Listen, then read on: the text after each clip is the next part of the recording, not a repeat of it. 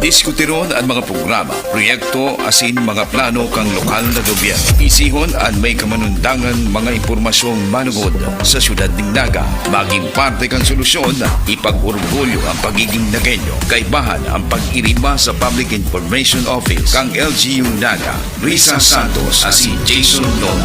Tuyong aldaw na Sabado, alas 8 ng aga, sarabay niya tong mamoton na ang Maray na Naga.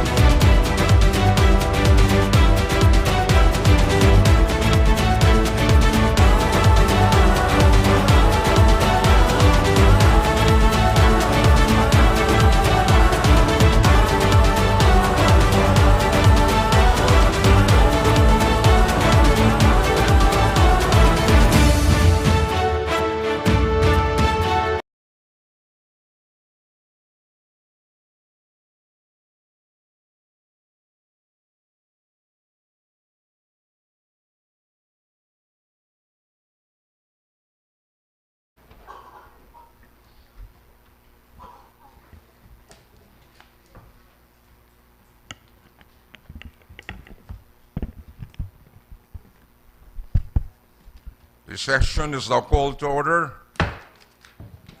Roll call. Honorable Gabriel H. Bordado Jr., City Vice Mayor and Presiding Officer. Honorable Elmer S. Balimoro, City Councilor absent. Honorable Jesse R. Albios, present. Honorable Hil G. Rosales, present. Honorable Vito Borja II, on official leave. Honorable Hilda Gay Labunal Gomez, present. Honorable Melvin Ramon Benape, present. Honorable Wilfredo Jude Jokno, present.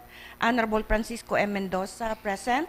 Honorable Alan Ruiz Macaraig, absent. Honorable David Casper Nathan Serio, present. Honorable Maria Corazon M. Peña Flor, present. Honorable Jepson B. Felix, present.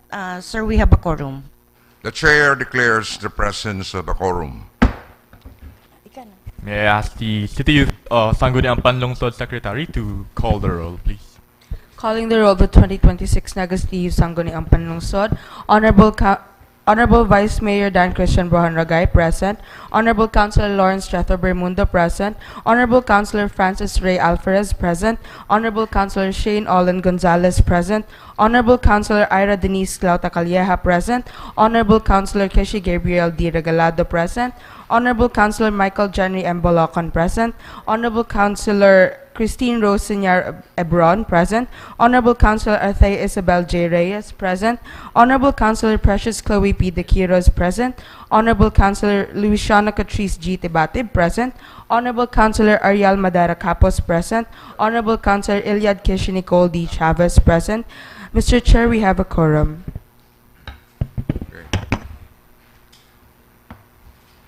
Thank you, Ms. Secretary. The Chair also declares the presence of a quorum. Kindly Next stand item, up please. for the prayer and the pambansang awit.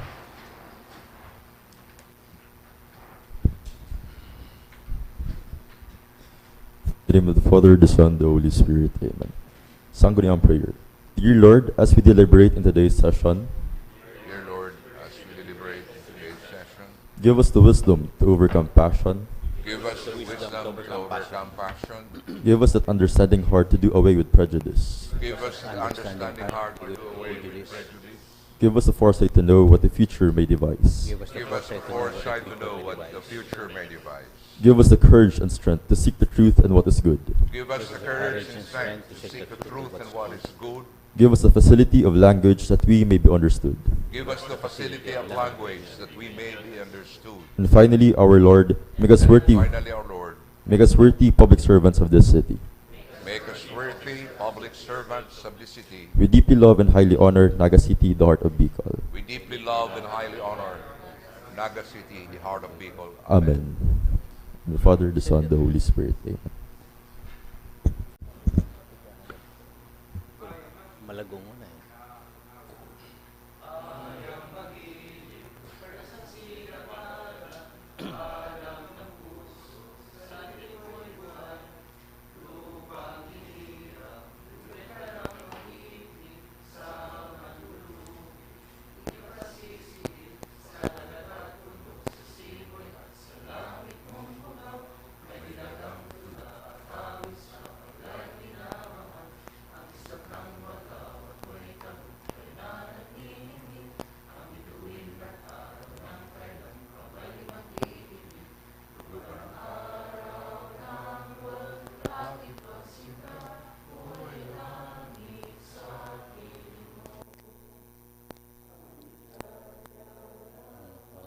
May mga api ang mamatay ng dahil sa'yo.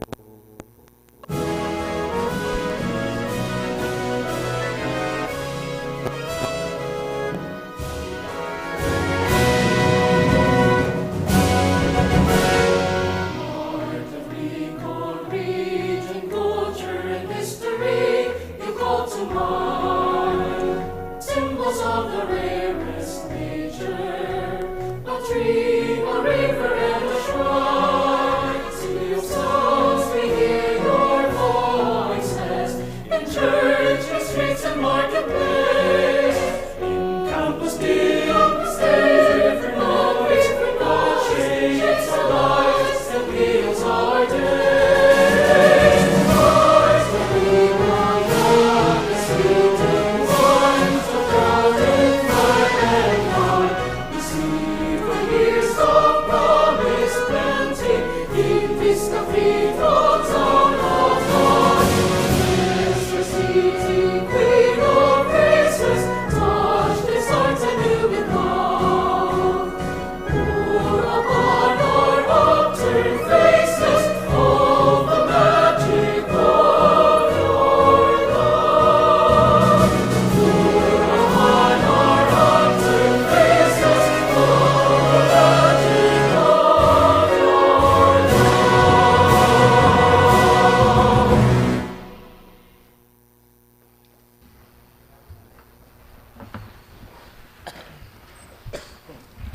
Good morning.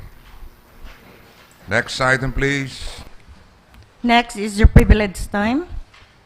Any privileged speech from the members of the regular council?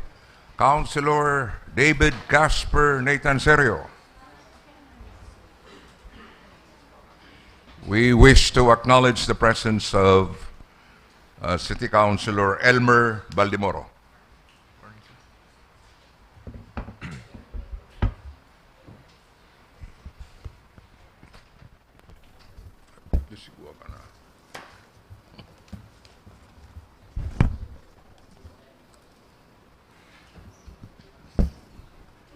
Mr. Presiding Officer, the Honorable Vice Mayor Gabriel Hidalgo Bordado Jr., esteemed colleagues of this august body, our energetic youth counterparts, our hardworking staff, friends from the media, visitors, and to everyone watching our live stream across the globe. Maray na aga po sa gabos. Maray na agaman. I rise today on a matter of personal and collective privilege to express my deepest Diyos mabalos to this honorable council, our city officials, and the people of Naga. Last June 30, we celebrated Philippine-Spanish Friendship Day pursuant to Sangguniang Panlungsod Resolution number 2014-121 in accordance with Republic Act 9187. Thanks to your overwhelming support, the event was a resounding success. As the chairman of the Sangguniang Panlungsod Committee on Culture and the Arts, seeing your enthusiastic participation in the third edition of our commemorative magazine, Amistad, and during the public lecture of historian Dr. Danilo Madrid Hirona, truly warmed my heart. It proved that our love for history is very much alive. Well, Spanish influence in Naga is not just trapped in history textbooks. It is deeply baked in our identity, our daily vocabulary, our heritage structures, and our buhay Naga. First and foremost, long before we became the Naga City, dubbed the Heart of Bicol, the regional center for trade, commerce, and education, we were named Ciudad de Nueva Cáceres. Then our deep, burning devotion to Our Lady of Peña Francia, Nuestra Señora de Peña Francia, our beloved Ina, began with the Spanish government official, Miguel Robles de Covarrubias. We embraced the faith they brought, but we made it uniquely ours, turning it into the biggest Marian devotion in Asia. Even our daily roll call in these very halls sounds like a Madrid directory. Hidalgo, Bordado, Baldimoro, Albius, Rosales, Borja, Abunal, Gomez, Buenafe, Mendoza, Peñaflor, and Felix. Surnames carry that distinct Iberian ring. We owe this to the Catalogo Alfabetico de Apellidos issued by Governor General Narciso Claveria in 1849. Without that decree, we would have a massive problem tracking our family lineages today. Dipisil ko ta magibon in family tree as in ang pagbanihar consensus records. This Spanish influence also shapes our geography. Our map is dotted with barangays like Peña Francia, San Francisco, Santa Cruz, San Felipe, San Isidro, and Del Rosario, extending right down to our street names and statues. And let's talk about food and agriculture, because Nagueños love to eat. Our traditional cuisine adapted Spanish staples and cooking techniques, giving rise to celebratory dishes like lechon, adobo, mechado, menudo, and desserts like leche flan. We owe a huge part of our agricultural landscape to the historic Manila-Acapulco galleon trade, which acted as a green highway connecting us to the Americas. As Dr. Hironan noted in his public lecture, Ciudad de Nueva Cáceres was a vital terminus of this trade route, of this Manila-Acapulco galleon trade. Ships dock at Pasacao Port to transfer passengers and cargo. And our ancestors even built ships at the Astillero in Dalupaon, Pasacao, one of several shipyards in Bicol. Think about it. The very crops of our local farmers tend to, every single day, cross the Pacific on those giant wooden vessels. Imagine Bicolano cuisine without siling labuyo or siling haba. Unthinkable, right? Spain brought the chili pepper, the tomatoes, or kamatis, for our gisa, and the corn, maize, sweet potatoes, kamote, and kasaba kamuting kao that secured our food supply during tough times. They introduced the peanuts, mani we love, the crips singkamas, or hikamas, kung yaong ka sa South America, and even the cacao that gave us our morning chocolate. There were others, patatas, patani, piña, avocado, bayawas, tapayas, chico, and guyabano. And yes, tobacco and magi. They brought the raw ingredients, but Bicolanos perfected the art. We took those Mexican and Spanish crops and added a generous flood of gata and lada, and created a culinary identity that is distinctly, proudly Nagueño or Bicolano. Though I must clarify to our youth counterparts, when our ancestors adopted the word fiesta, they meant community sharing, not an excuse to skip your morning classes the next day. And right after the fiesta, we must acknowledge the most beautiful, most sacred Spanish tradition we inherited, the siesta. If the Spaniards gave us the fiesta to burn our energy, they gave us the siesta to recover it. Mr. Presiding Officer, I believe the siesta is the ultimate test of Bicolano resilience. Have you ever tried to stay awake after eating a heavy lunch, ablaing, Bicol Express, and 3 cups of rice? It is a biological impossibility. Your eyes heavy, the fan blowing, the hammock swinging. That is not laziness, dear colleagues. That is honoring our heritage. In fact, looking around this hall during a long afternoon session, I sometimes wonder if some of us are still actively practicing this historic cultural tradition. I will not name names, but if your eyes are closed, I will just assume you are in deep historical meditation. We must remind our youth that while fiesta builds community, a siesta preserves sanity. Friends, we survived centuries of history, kept the best parts of the culture, and made it completely our own. This is what Philippine-Spanish Friendship Day is truly about. It is not just looking backward. It is about celebrating how our shared past shapes our vibrant, progressive future. Again, thank you very much to my fellow Sangguniang Panlungsod members, our youth leaders, and the entire city government for making this celebration memorable. My gratitude also goes to our partner cultural group, the Nueva Cáceres Heritage Movement Incorporated, and to Senor Genaro Carlo Buenaflor, the Honorary Consul of Spain for Bicol, for their unwavering support. Viva la amistad! Viva Ciudad de Naga! Thank you, Mr. President. Thank you very much, City Councilor David Casper Nathan Serio, the Chairman of the Committee on Culture and the Arts and the Committee on Education. Let me acknowledge the presence of City Councilor Attorney Alan Riz Macaraig Thank you, Mr. Chair. and Attorney Winstoni Salceda Maso, the Council of the Heirs of the Diliaco family. Any other privileged speech from the members of the regular council? City Councilor Dr. Gail Abunal Gomez.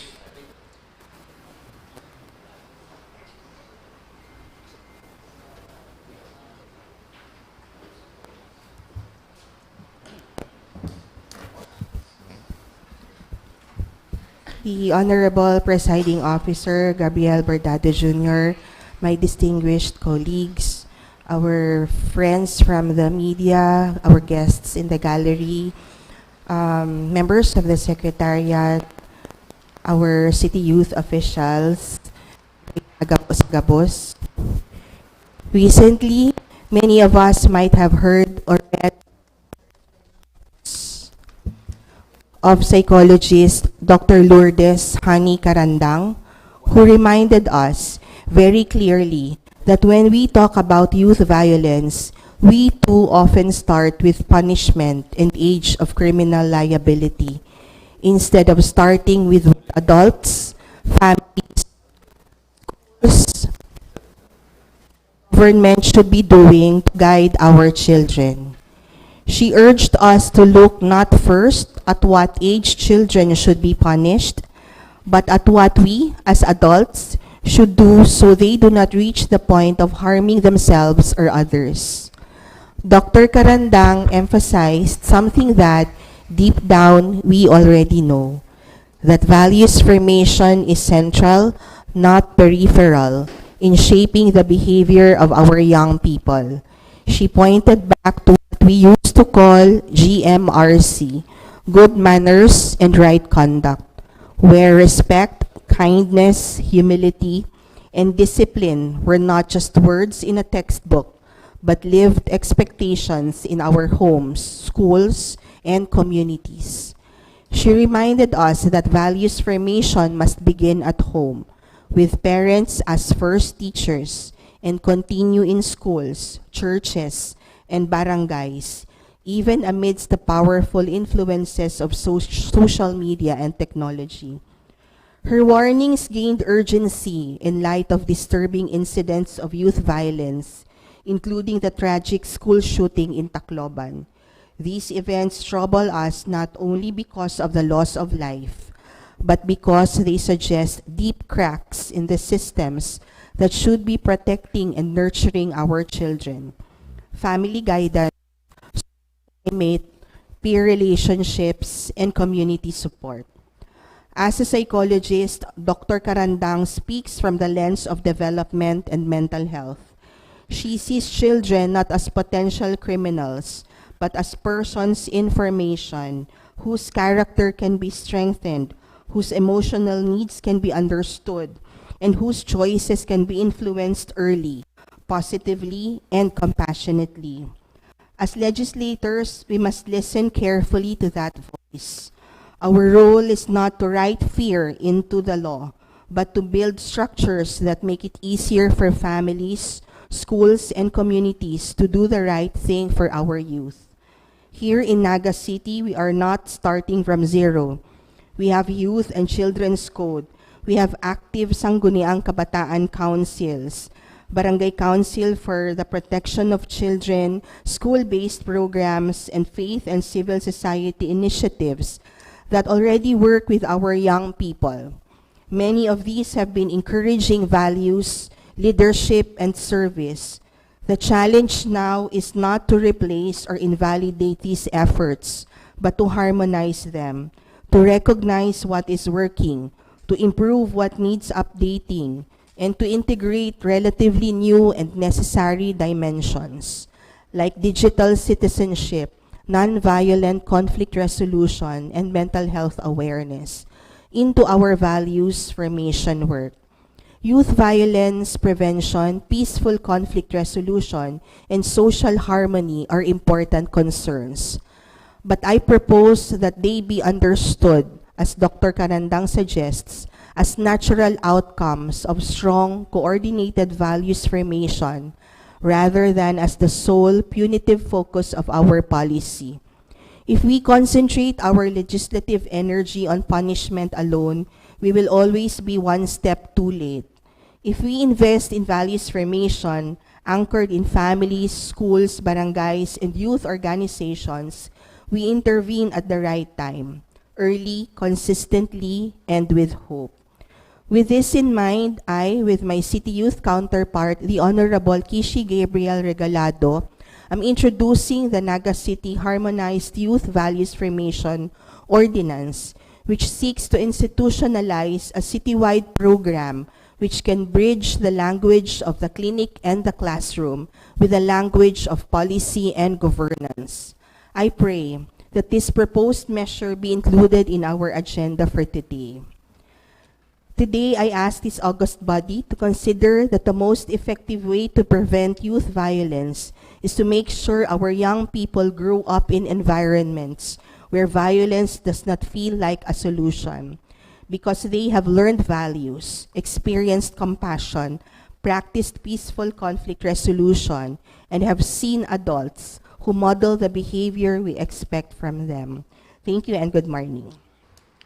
Thank you, City Councilor Dr. Gail Abunal Gomez. Any other privileged speech from the members of the regular council? Okay, the city youth officials. Any members of the city youth officials who would like to render a privileged speech? There being none.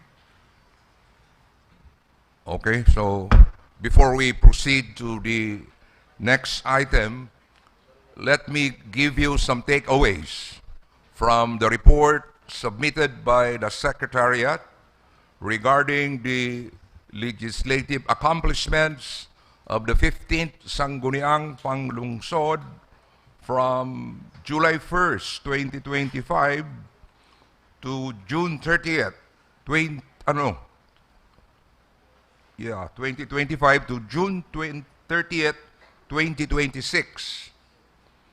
We had a total of 49 regular sessions, 2 special sessions, 1 executive session, and 1 oversight session. And we approved a total of 146 ordinances, some of them landmark ordinances. And then we also approve a total of 1,067 resolutions. And the letter request coming from the city mayor totaled 409. And the action taken through ordinances totaled 53. And action taken through resolution was 343. So we did a good job during the first year of our term. Congratulations to the members of the 15th Sangguniang Panlungsod, the Secretariat, and the staff. Next item, please. Next is the reading and approval of the order of business. Councilor Rosales. Mr. Chairman, may I request that my counterpart be recognized for the reading and approval of the minutes of the previous session. Hello. City Youth Councilor. Thank you, Mr. Chair. May I dispense with the reading of the 26th and 27th regular session and the second special session of the 15th Sangguniang Panlungsod ng Naga, and move for its approval, Mr. Chair. Second. Any second? Any objection? There being none, the motion is approved. Mr. Chairman, Next item, please. may I also move for inclusion of the following items in our order of business for today. As item number 5 of special business and order is a request from the City Mayor for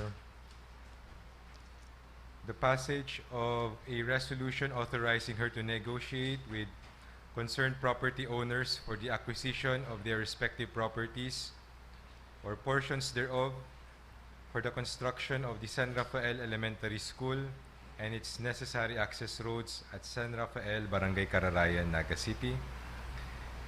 As item number 6 of special business and order, also marked as urgent by the City Mayor, is a request for the passage of a resolution authorizing the City Mayor to enter, negotiate, and sign a memorandum of agreement with DSWD and BISCAS relative to the implementation of the Tara Basa Tutoring Program.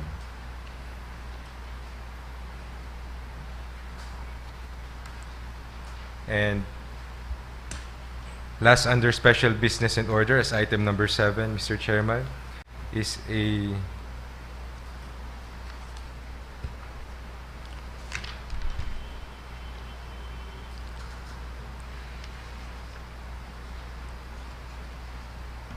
draft resolution, proposed resolution authored by the Honorable Francisco M. Mendoza, Honorable David Casper Nathan Serio, authorizing the City Mayor to negotiate and enter into a memorandum of agreement with the heirs of Don Mariano Dillaco regarding the recreation of the deed of donation for a property the late Don Mariano intended for a public cemetery located in Barangay Concepcion, Pequeña. And last, Mr. Chairman, under new business, the subject matter of the privileged speech of the Honorable Gilda Gail Abonal Gomez, a proposed ordinance institutionalizing a citywide harmonized youth values formation program in the city of Naga, recognizing and building upon existing programs and concerned offices and stakeholders and appropriating funds therefore. With the inclusions, Mr. Chairman, may I move for the approval of the order of business. Any second? Any comment, Councilor Balimoro?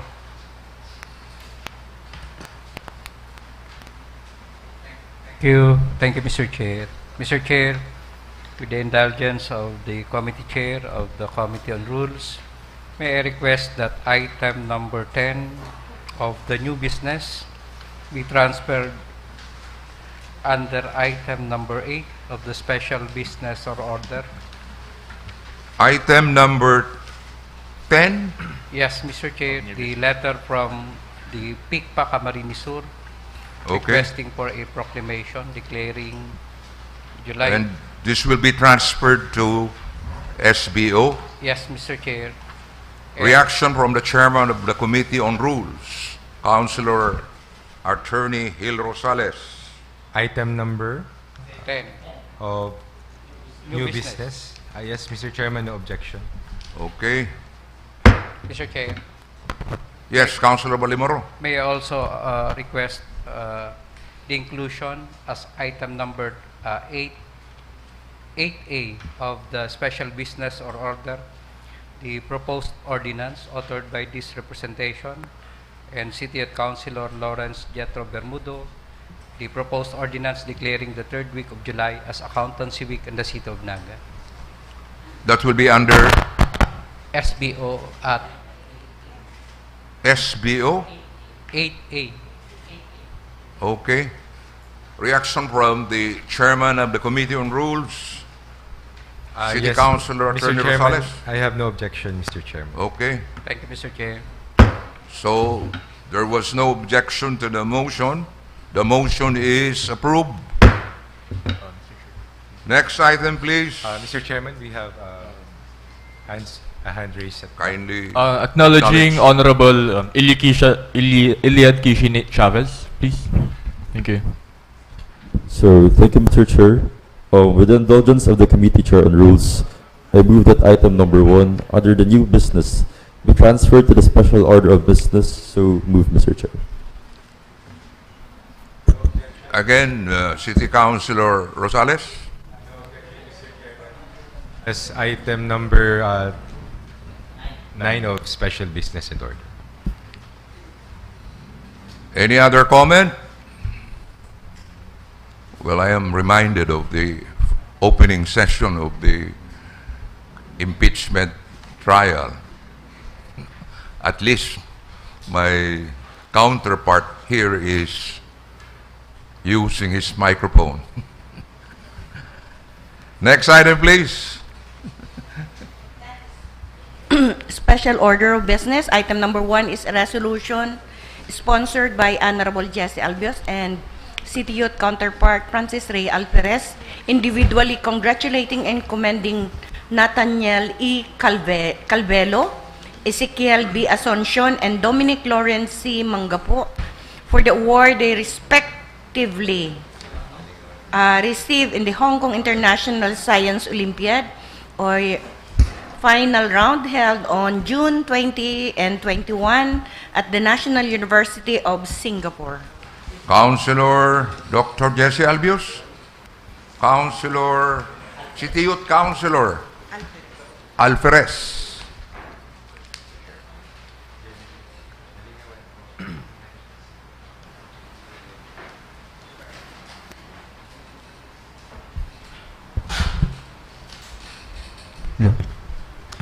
Thank you, Mr. Chair. I move to this proposed resolution sponsored by this representation and Honorable Jesse R. Albios. Individually congratulating and commending Nathaniel E. Calvelo and Ezekiel B. Asuncion. Nathaniel E. Calvelo from Barangay San Felipe gained a first runner-up, special recognition, and gold award. And Ezekiel B. Asuncion gained gold award from Barangay Del Rosario. May I move to the passage of this resolution, the commending and congratulation, Mr. Chair. So move, Mr. Chair. Will this be a On joint and collective motion? Yes, Mr. Next item, please. Next item is another proposed resolution authored by the Honorable Jesse Albios and co-authored by the CYO counterpart Francis Ray Alferez, individually congratulating and commending Bea Martina H. Aguirre, Cassie Jewel Barcinas, Carl Cedric Alice Orozco, Carla Marie Alice Orozco for the award they respectively received in the Hong Kong International Science Olympiad final round held on June 2021 at the National University of Singapore. Again, Councilor Dr. Jesse Albios. Thank you, Mr. Chair. During the recently concluded Hong Kong International Science Olympiad held in Singapore last June 2021, 4 Nagueños obtained recognitions, namely Bea Martina Aguirre of Barangay Concepcion Grande, who won second runner-up in the middle primary group competition, Casey Jewel S. Barcinas of Barangay Kararayan, who won silver medal, Carl Cedric Alice Orozco of Barangay Santa Cruz, who won a silver medal, and Carla Marie Alice Orozco of Barangay Santa Cruz, who won second runner-up in the secondary 3 senior secondary group competition. With these achievements, Mr. Chair, may I move that we pass a resolution congratulating and commending the aforementioned students who are Nagueños. So move on joint collective motion. Again, on joint and collective motion. Next item, please. Next is a letter dated June 25 from Engineer Jose Giganton Jr., OIC District Engineer Camarines Sur District Engineering Office of the DPWH, requesting for a resolution endorsing certain fiscal year 2027 infrastructure projects under the Uplan Kontra Baha OKB program within the city of Naga. Any reaction? Yes, Councilor Attorney Aris Macaraig. Good morning, Mr. Chair. May I respectfully move that we pass a resolution endorsing the following projects identified by the good district Engineer Gigantone. Hello. The acting Hello. District Engineer. OIC District Engineer, Yes. 3rd District Engineering Office, Mr. Chair. These projects will be included in the proposed 2027 national budget for infrastructure projects under the Uplan Kontra Baha, amounting to a total of 500 million pesos. Also, stated in the resolution that the projects identified are necessary and beneficial to the city and concerned barangay LGUs, and that we confirm the availability of right-of-way for the proposed project sites on joint and collective, Mr. Chair. So move, Mr. Chair. Any comment? Yes, City Councilor Attorney Rosales. Yes, Mr. Chairman. I was reading the request, and the letter states that the requested resolution is a resolution of the City Development Council endorsing the identified projects mentioned in the letter. So, the action that should be taken by the Sangguniang, Mr. Chairman, is the approval of the resolution of the City Development Council, which we have not yet received, Mr. Chairman. You are saying that we will approve If the we- resolution coming from the City Development Council? Yes, Mr. Chairman, if we have it already. But since we don't have it yet, Mr. Chairman, I think a resolution of the Sangguniang is not the requested resolution based on this letter.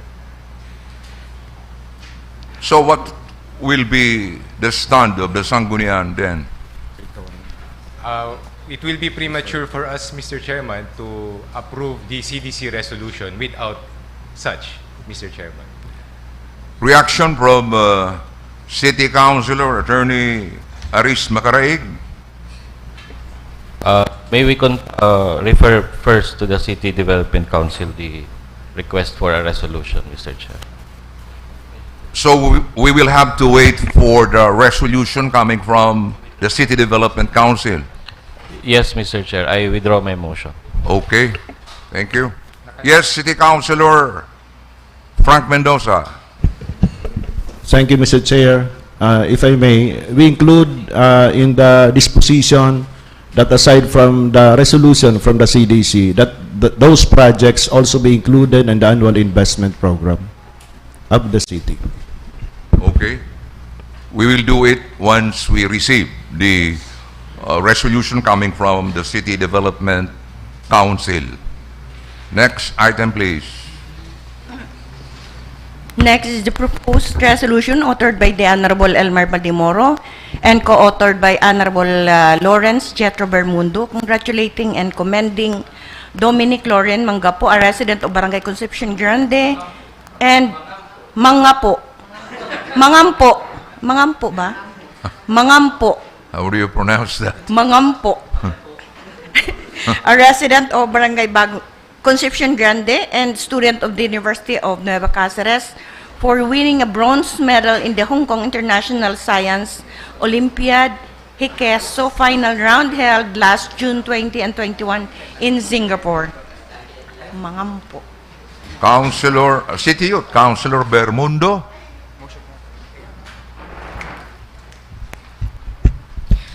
Thank you, Mr. Chair. So, for the motion po, I move for the passage of a resolution congratulating and commending Dominic Lorin Mangampo, resident of Barangay Concepcion Grande and grade 6 student of University of Nueva Cáceres for winning a bronze award in the Hong Kong International Science Olympiad final round held at Singapore Institute of Management last June 20 to 21, 2026 on joint and collective motion, Mr. Chair. So, and was co-authored, Mr. Chair, by City Councilor Honorable Josie Albios and City Youth Councilor Francis Ray Alfredes. Okay, on joint and collective motion. So move, Mr. Chair. Next item, please. By the way, let me make a correction to the takeaways I gave you a while ago. We had a total of 2 oversight sessions, not 1. Yes. 2 oversight sessions. Okay, thank you. Next is a letter dated July 6 from the Office of the City Mayor requesting for authority to negotiate for the acquisition of property owners for the construction of the San Rafael Elementary School and its access road. Comment, reaction?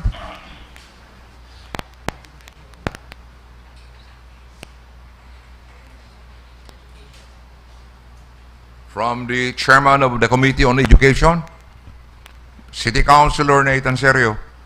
Mr. Chairman, it is obvious that access road to a school is necessary. Otherwise, magkakaproblema sa mga aki, pati mga teachers pasiring sa eskwelahan. So I move that we pass a resolution authorizing the city mayor to negotiate with and enter into a deed of donation with the property owner for the access road leading to the San Rafael Elementary School, Barangay Kararayan. So move, Mr. Chair. Again, on joint and collective Yes, motion. Mr. Chair. Next item, please.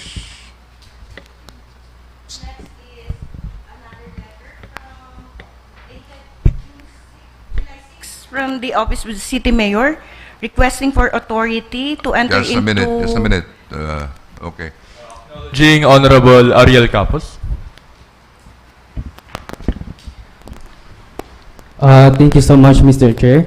By the indulgence of the Committee of Rules and Privileges, I manifest for the inclusion of the resolution urging transport cooperatives operating in Naga City to provide more accessible, reliable, and sufficient jeepney services, particularly for the residents of Barangay Pacol, Kararayan, San Isidro, Carolina, and Panikwason. So, Mr. Chair, under SBO 10, number 10.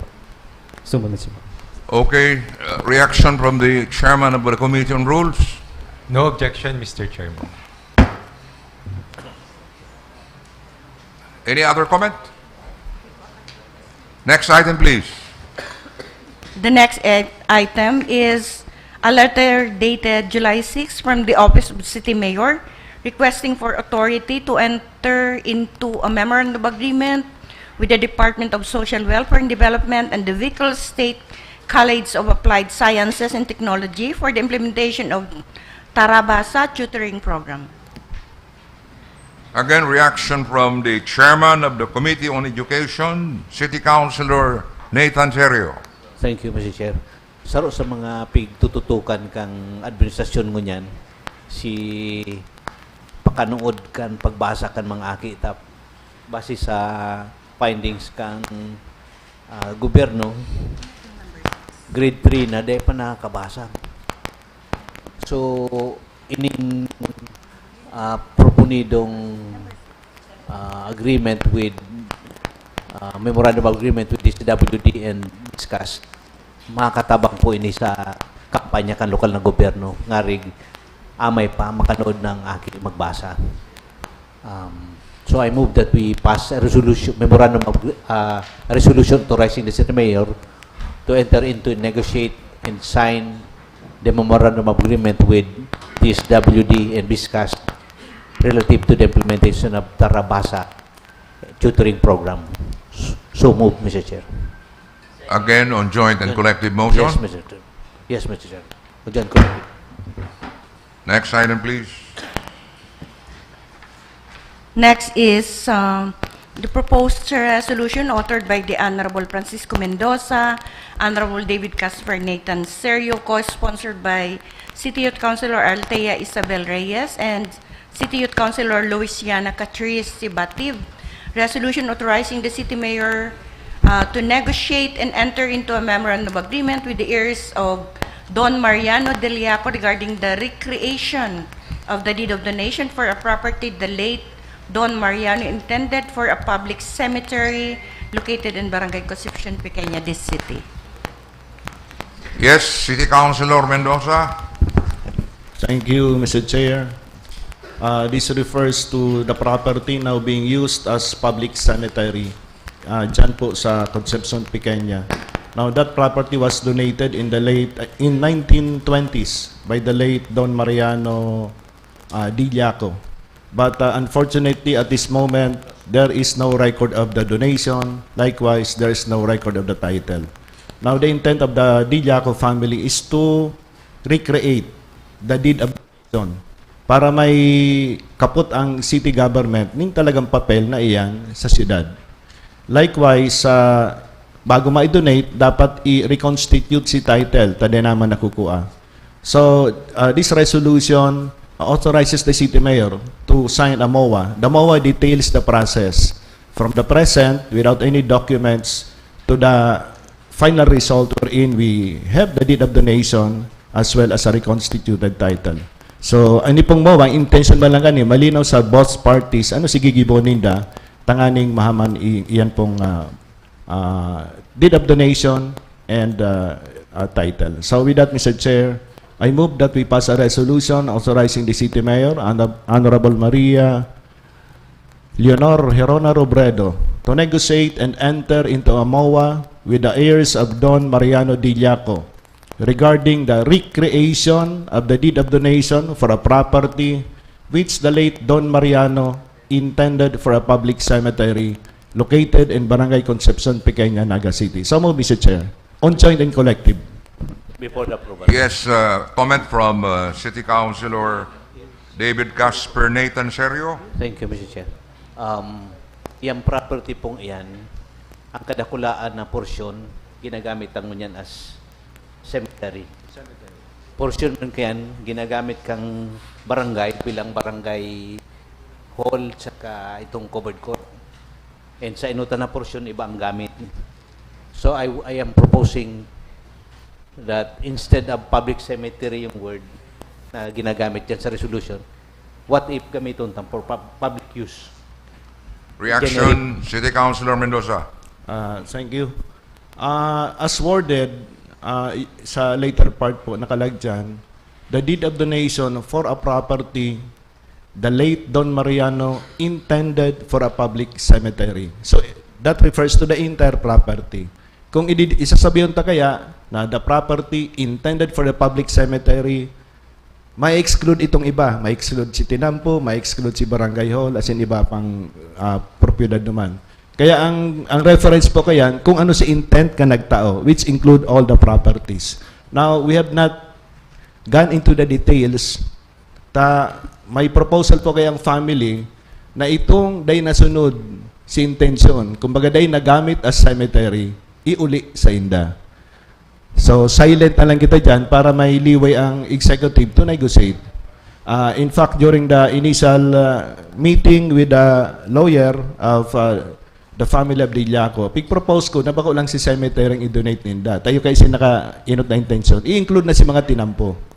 At least, ang uurulayan, itong na lang barangay site, saka ito pong natutugdagan kang tower. So, medyo pig-generalize na lang para may flexibility sa negotiation.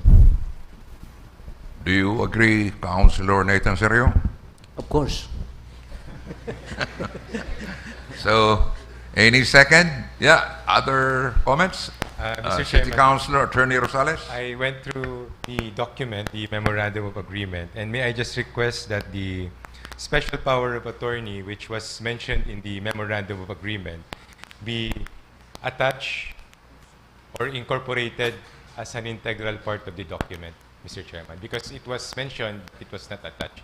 The SPA from the ears of Don Mariano. Thank you, City Councilor Attorney Rosales. Reaction from the principal proponent, Councilor Mendoza.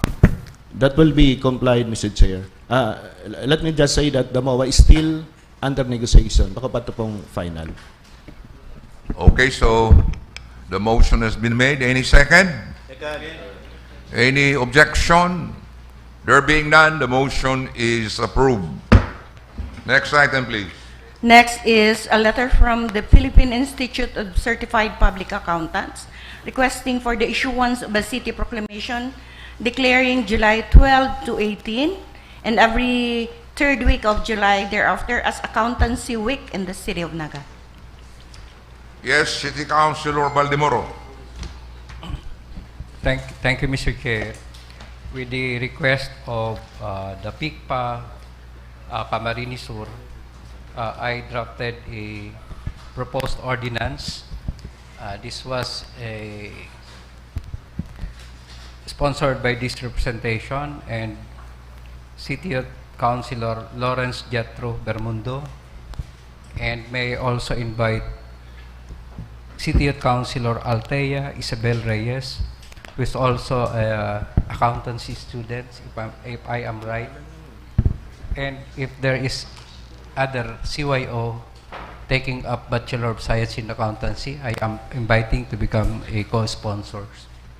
With this, Mr. Chair, I have the honor to sponsor as a graduate of PS Accountancy the ordinance declaring 3rd week of July as Accountancy Week in the city of Naga.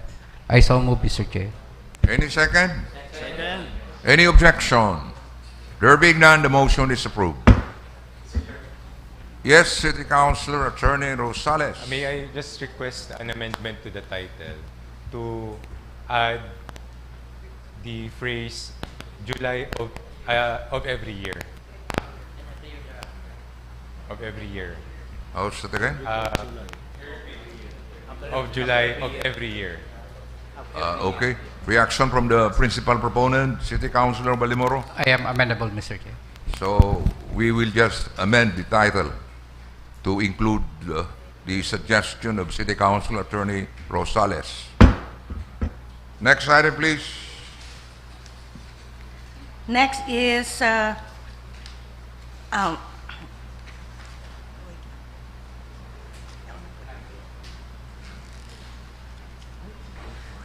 letter dated July 24 from the Office of Honorable Jepson Romeo Felix, endorsing the Naga City Youth Development Plan 2026 to 2028 for appropriate legislative action.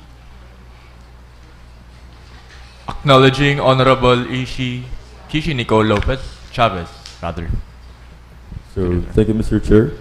Mr. Chair, this is the Naga City Youth Development Plan for 2026 to 2028. That was formulated and finalized by the SK Federation of Naga City and the Naga City Council for Youth Development. Basically, it was a product of a citywide youth sector consultation that occurred since 2025. This plan was also a product of series of joint sessions of the SK Fed and NCCYD. With this, Mr. Chair, may I now move that we pass a resolution approving the Naga City Youth Development Plan 2026 to 2028 as the official city-level youth development framework of Naga City. So I move, Mr. Chair. Any second? Any objection? There being none, the motion is approved. Next item, please. Next is a proposed resolution authored by the Honorable City Youth Councilor Honorable Ariel Gapos, Honorable Althea Isabel Reyes, Honorable Michael Jenry Bulocon, Honorable Precious Chloe De Queiroz, sponsored by the City Youth Councilor, Honorable Melvin Ramon Benape, and Honorable Alan Riz Macaraig. A resolution urging transport cooperatives operating in Naga City to provide more accessible, reliable, and sufficient jeepney services, particularly for the residents of Barangay Pacol, Cararayan, San Isidro, Carolina, and Panicuason de City. Honorable City Youth Councilor Ariel M. Capos. Thank you so much, Mr. Chair. Allow me to read the explanatory note. Yes, please. Residents of Barangay Pacol, Cararayan, San Isidro, Carolina, and Panicuason continue to experience challenges in accessing reliable public transportation, public during peak hours and late evenings. These transportation difficulties affect students, workers, senior citizens, and other commuters who depend on jeepney services to access schools, workplaces, healthcare facilities, and other essential destinations within Naga City. As these barangays continue to grow and develop, demand for accessible and dependable transportation services likewise increases. Ensuring adequate public transportation is essential not only for the convenience of residents but also for the promoting economic productivity and educational access for public safety and overall community development. This resolution seeks to encourage transport cooperatives operating in the Naga City to access the transportation needs of these barangays, improves service accessibility, and for the feasibility of extending regular jeepneys operation until at least 10 p.m. or 10 o'clock in the evening. By doing so, the city can help ensure the safer, more convenient, and more reliable mobility for residents of communities. So, Mr. On behalf of my co-presiding officer, the Honorable Gabriel Bordado, before I proceed to ask comments from the City Youth Councilors, may I ask from the regular Sangguniang Panlungsod to share any comments regarding this resolution, please? Reactions from the members of the regular Sangguniang Panlungsod. Yes, City Councilor Doc Jesse Albios. Mr. Chair, I think it is more appropriate to refer this to the Committee on Transport para po maimbitaran si mga concerned na transport cooperative and magkaigo ng action halit sa inda regarding sa problema kang mga yaon sa upland barangays. Kindly Instead make of approving, the final motion. Yes, before before the motion coming from the City Youth Councilor. Yes, City Councilor Mendoza. City Councilor. All the while I was thinking you are still a City Youth official. Far from it, Mr. Chair. Thank you, Mr. Chair. Ang mga jeepney routes nationwide are supposed to be consolidated by now. Meaning to say, gabos na nagabiyahe dyan, dapat nga isa lang ang franchise kaya Ang purpose kang consolidation is para ma-manage na tultul si rota, si dispatch, etc. And may bita rin itong ruinous competition among themselves. Now, kung consolidated na siya, yan mga rotang pigsasabing mayong biyahe, dapat na ma-manage yan kaya itong whoever is responsible for. Maybe when this is referred to the Committee on Transport that we invite the LTF just to apprise us anong status kang consolidation hindi po sa Naga City. Thank you, City Councilor Mendoza. So, the final motion.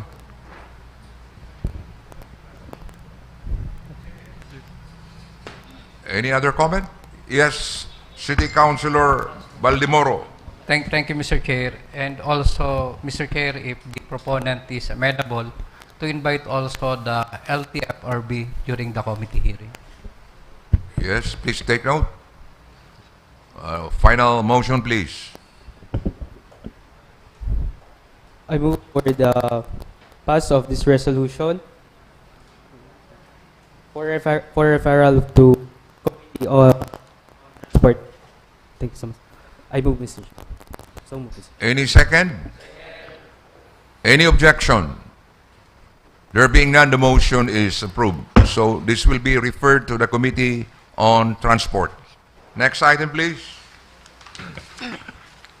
Next is under unfinished business. Item number 1 is a letter dated June 19 from Colonel Rizal de Caballero, NCPO, Acting City Director, submitting their comments and recommendations on the proposed ordinance regulating the use of motor vehicle exhaust system. So this is still pending with the Committee on Laws and Ordinances. Next is a letter from the City Legal Office containing their legal opinion and recommendations on the proposed ordinance regulating the use of motor vehicle exhaust system, prohibiting illegal modified and loud mufflers or open pipes within Naga City. This is still pending with the Committee on Laws and Ordinances. Next is a letter dated June 22 from Gladina Pusugak, Nasilgaya President, containing their comments item number 3, 4, 5, 6, 7, 8, 9, and 10, all related, about the comments of the department heads of the city government of Naga on the proposed ordinance on medical allowance for city government employees, from 3 to item number 10. From item number 3 to 10. 3 to item number 10. 10. Yes, City Councilor Baldimoro. Thank you, Mr. Chair. The matter is still pending with the Committee on Appropriation. So may I move, Mr. Chair, that item number 3 to 10 be referred to the Committee on Appropriation. Any second? Any objection? There being none, the motion is approved. Next item, please. Next is item number 11, a letter dated June 23 from Ernesto Asensi III, Acting City Agriculturist, submitting a cost and return estimate for rice production in relation to the proposed Tabang para Uma, Tabang Kooperatiba. Ordinance. City Councilor Frank Mendoza. Thank you, Mr. Chair. May I request that this matter, including the next item, item number, be referred to the Committee on Agriculture. Any second? Any objection? There being none, the motion is approved. So we will refer item number 11 and item number 12 to the Committee on Agriculture. Next item, please. Next is the committee report of the Committee on Housing and Settlement for the hearing last June 24. The report of the Committee on Housing and Settlements. This will be rendered by City Councilor Dr. Jesse Albius. May I request acknowledgement of the report of the Committee on Housing and Settlements? Your report is duly acknowledged. The committee hearing was held on June 24, 2026, and there was a quorum. There was a quorum. Thank you. The first item is a first endorsement dated June 1, 2026 from Engineer Rolando S. I. Campillos, HSDO Head, forwarding Resolution Number 2026-07 of the Naga City Urban Development and Housing Board, approving the request of Perpetua Jesusa Claveria Saba for cancellation of encumbrance annotated on a transfer certificate of titles of two properties acquired under the Socialized Housing Program of the City of Naga. May I proceed to the disposition, Mr. Chair? Yes, please. On motion of the Honorable David Casper Nathan A. Serio, duly seconded by Honorable Jokno, Ms. Vergara, Honorable Alferez, Honorable Ebron, Honorable Bermundo, Honorable Diqueros, and Honorable Tibatib, the committee resolved to recommend to the Sangguniang Panlungsod the passage of a resolution adopting the recommendation of the Naga City Urban Development and Housing Board, approving the request of Perpetua Claveria Saba for the cancellation of encumbrance annotated on TCT number 086-2021-001862 and TCT number 086-2021-001863, covering lots 11 and 12, Block 7 of the Peña Francia Land Acquisition Project, Mitra, in Barangay Peña Francia, Naga City, duly registered in pro indiviso co-ownership title among siblings co-heirs, Perpetua Jesusa Claveria Saba, married to Cesar P. Saba, Jaime A. Claveria, married to Dalisa Claveria, Julio A. Claveria Jr., married to Merlip S. Claveria, Francisco A. Claveria, married to Pasita P. Claveria, Josephine Claveria San Agustin, married to Dennis Jose San Agustin, and Salvador A. Claveria, married to Julita N. Claveria. So move, Mr. Chair. Second. Any objection? There being none, the motion is approved. Item number 2 is the proposed ordinance authored by this representation adopting the policy on the effect of hereditary succession on socialized housing properties within the City of Naga, clarifying the limitation on Section 14 of Republic Act 7279 in relation to heirs by operation of law and providing guidelines for the cancellation or supplementation of title annotation thereof. May I proceed to the disposition, Mr. Chair? Yes, please.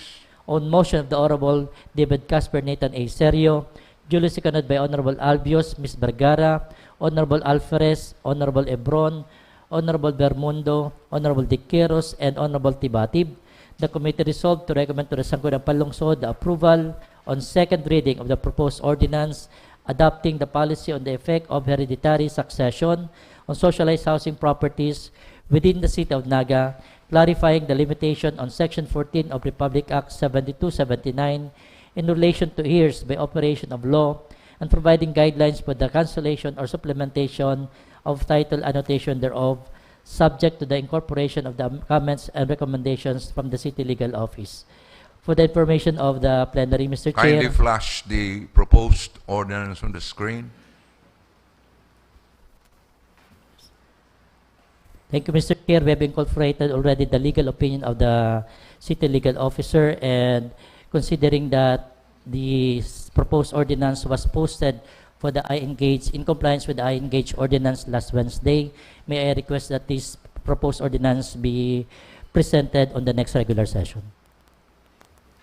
So you are suggesting that we will discuss this matter on the Next next regular session. session, Mr. Chair. Kindly make the motion. So may I move that this proposed ordinance be taken up on the next regular session, Mr. Chair. Any second? Second. Any objection? There being none, the motion is approved.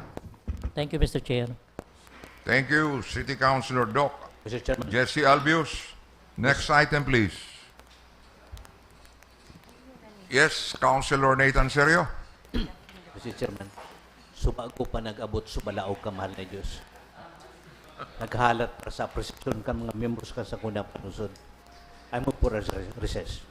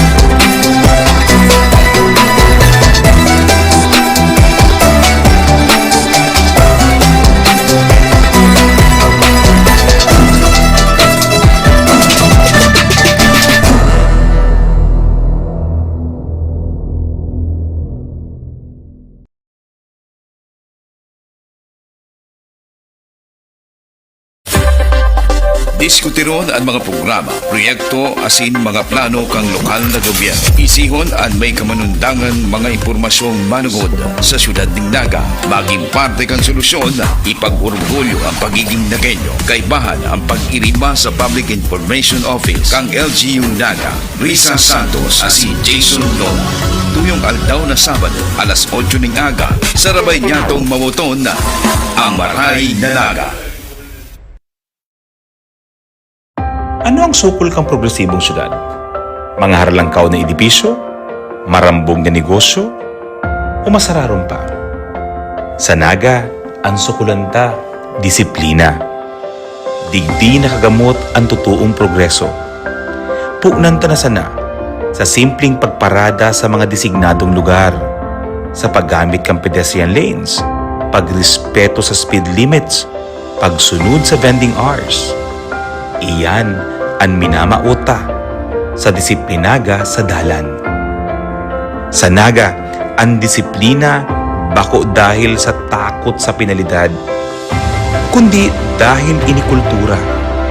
Sa disiplinaga sa kapalibutan, liwatang pagtarabangan na malinigan ang satong kapalibutan. Sa pag-apon sa tamang bugtakan, pag-segregate, pagbayanihan sa paglinig kamakanan, o sa simpleng paglinig kan sa tuyang mga tungod. Sa Naga, ang disiplina bako sa ng responsibilidad. Inigawi ning pagmakulog sa pagdaraid, sa inaagihan. Itong makakaturog kita gabos ning tunino. Tamayo na ning nagbibidyoke ning lampas alas 10 ning pagni. Tamayo na itong nagmumotor na maribok ang tambutsyo. Asin mayot na ning nag-iirinuman sa luwas kan araw. Iyan ang minamauta sa disiplinaga sa komunidad. Ang disiplinaga bako sa ng programa. Ini sa tong kultura. Ini sa tong panuga. Asin nagpupun ini sa tuya gabos. Ang progreso bakong dipisil kun may disiplinaga.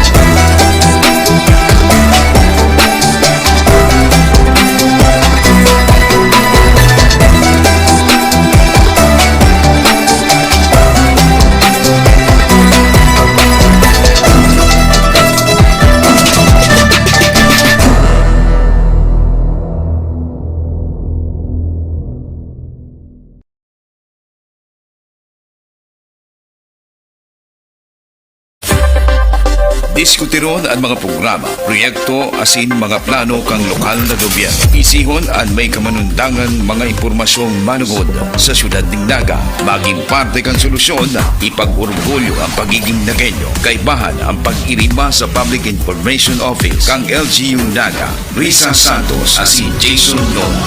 Tuyong aldaw na Sabado, alas 8 ng aga, sarabay niya tong mamoton na Amaray na Naga. Ano ang sukol kang progresibong syudad? Mga haralangkaw na edibisyo? Marambong na negosyo?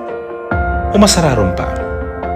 Sa Naga, ang sukulanta, disiplina.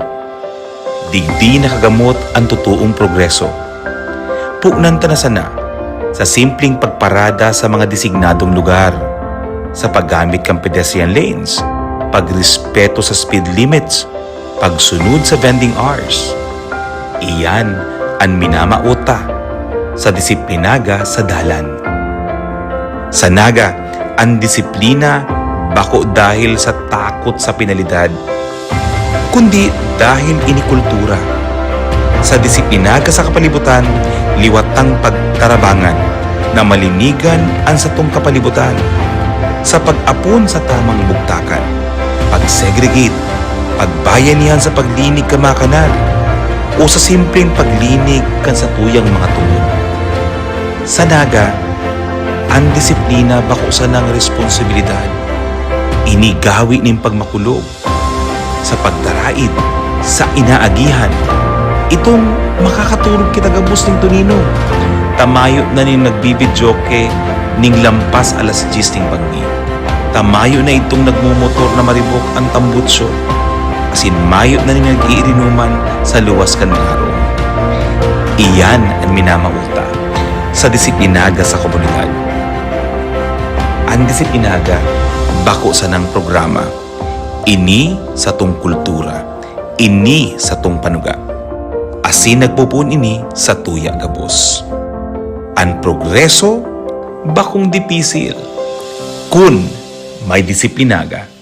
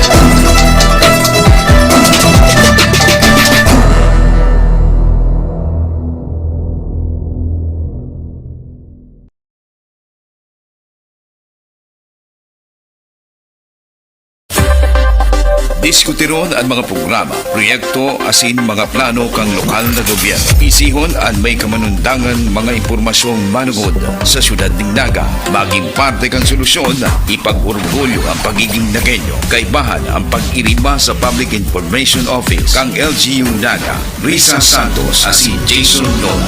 Tuyong aldaw na Sabado, alas 8 ng aga, sa rabay niyatong mamuton na ang Maray na Naga. Ano ang sukol kang progresibong syudad? Mga harlangkaw na edibisyo? Marambong na negosyo? O masararon pa?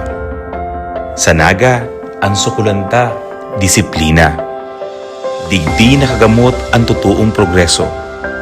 Pugnanta na sana sa simpleng pagparada sa mga designadong lugar, sa paggamit ng pedestrian lanes, pagrespeto sa speed limits, pagsunod sa vending hours. Iyan ang minamauta sa disiplinaga sa dalan.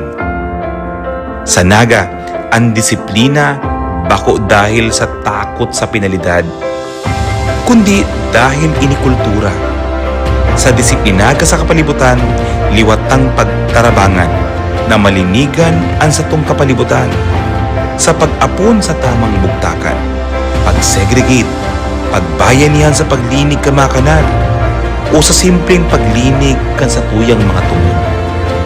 Sa Naga, ang disiplina bako sa ng responsibilidad. Inigawi ning pagmakulog sa pagdaraid, sa inaagihan. Itong makakaturog kita gabos ning tunino. Tamayo na ning nagbibidyoke ning lampas alas 10 ning bangi. Tamayo na itong nagmumotor na maribok ang tambutsyo. Asin mayo na ning nag-iirinuman sa luwas kan araw. Iyan ang minamauta sa disiplinaga sa komunidad. Ang disiplinaga bako sa nang programa. Ini sa tong kultura. Ini sa tong panuga. Asin nagpupun ini sa tuya gabos. Ang progreso bakong dipisil kun may disiplinaga.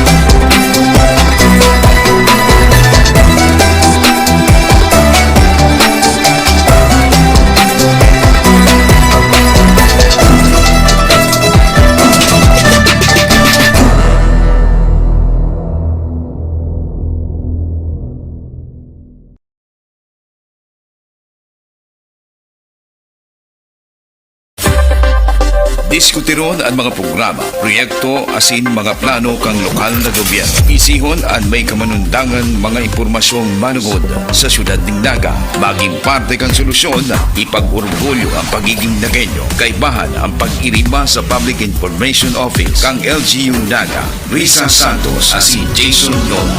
Tuyong aldaw na Sabado, alas 8 ng aga, sarabay niya tong mamoton na ang Maray na Naga. Ano ang sukol kang progresibong syudad? Mga harlangkaw na edibisyo? Marambong na negosyo? O masararon pa? Sa Naga, ang sukulanta, disiplina. Digdi na kagamot ang totoong progreso. Pugnanta na sana sa simpleng pagparada sa mga designadong lugar, sa paggamit ng pedestrian lanes, pagrespeto sa speed limits, pagsunod sa vending hours. Iyan ang minamauta sa disiplinaga sa dalan. Sa Naga, ang disiplina bako dahil sa takot sa penalidad, kundi dahil inikultura. Sa disiplinaga sa kapalibutan, liwatang pagtarabangan na malinigan ang satong kapalibutan. Sa pag-apon sa tamang bugtakan, pag-segregate, pagbayanihan sa paglinig kamakanan, o sa simpleng paglinig kan sa tuyang mga tungod. Sa Naga, ang disiplina bako sa ng responsibilidad. Inigawi ning pagmakulog sa pagdaraid, sa inaagihan.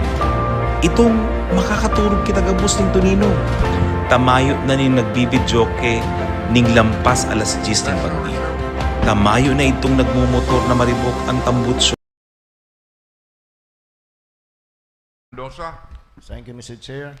With the indulgence of the Chairman of the Committee on Rules, may request inclusion under, as last item of unfinished business, the committee report of the Committee on Agriculture. So moved, Mr. Chair. Yes, Mr. Chair. Yes, reaction from the Chairman of the Committee on Rules. Yes, Mr. Chair. Okay. Item number 35. 35. Of unfinished business. Committee on Agriculture. Okay, next item, please. Mr. Chair. Consider Yes, Councilor Balimoro. Thank you, Mr. Chair. Also, with the indulgence of the Committee on Rules, may I move to include as item number 36. 36 of the unfinished business, the joint committee report of the Committee on Children and Committee on Education. Reaction from the Chairman of the Committee on Rules. No objection, Mr. Chairman. Okay, so number 36, item number 36 of the unfinished business, Committee on Children and Education. Joint committee. Any other comment? Yes, Councilor Doc Jesse Albios. Thank you, Mr. Chair. Indulgence of the Chair of the Committee on Rules, may I move that we include under unfinished business the committee report of the Committee on Housing for the committee hearing held on July 2, 2026. Reaction from the Chairman of the Committee on Rules. Under unfinished business. So that will be Unfinished business. item number 37. Mr. Chairman. Yes, Councilor Rosales. Ikaw pa. Yes, Mr. Chairman, there is still a manifestation from the Honorable Abunaga. Yes, Councilor Doc Gail Abunal Gomez. Yes, Mr. Chair, the committee reports for health and nutrition and women are also ready. So may I request, Mr. Chair, that these two committee reports be included in today's session with the indulgence of the Chair of the Committee. Again, reaction from the Chairman of the Committee on Rules. Yes, Mr. Chairman, as unfinished business. Committee on Women, that will be item number 38. Anyway, may lunch. Yes, Councilor Mendoza. Thank you again, Mr. Chair. May I request inclusion under new business with the indulgence of the Chair of the Committee on Rules. The withdrawal of my previous ordinance on mandatory appropriation and submitting instead a substitute ordinance titled An Ordinance Making the Citywide Planning, Investment, Programming, and Budget Prioritization Process as the Determinant of Budgetary Allocation. Last item under new business, Mr. Chair. Reaction from City Councilor Attorney Rosales? No objection, Mr. Chair. No objection, so that will be item number 15 of the new business. Any other comment? Yes, Councilor Dr. Gayla Bonal Gomez. Yes, Mr. Chair, may I correct? That would be two committee reports from my end. One for health and nutrition and one for women, Mr. Chair. Okay, noted. Two committee reports. Any other comment? Next item, please. Mr. Chairman. Yes, Councilor Rosales. Before we proceed to the next item, Mr. Chairman, may I just request that we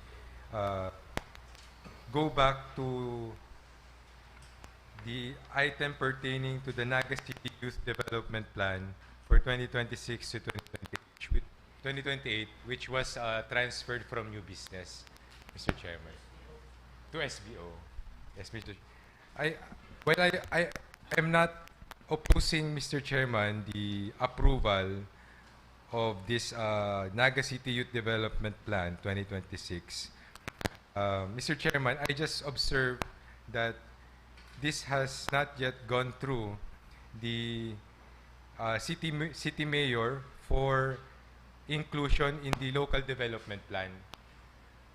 Meaning, Mr. okay. Chairman, we must first await the endorsement of the City Development Council of this local youth development plan before it is approved as a component of the local development plan of the city.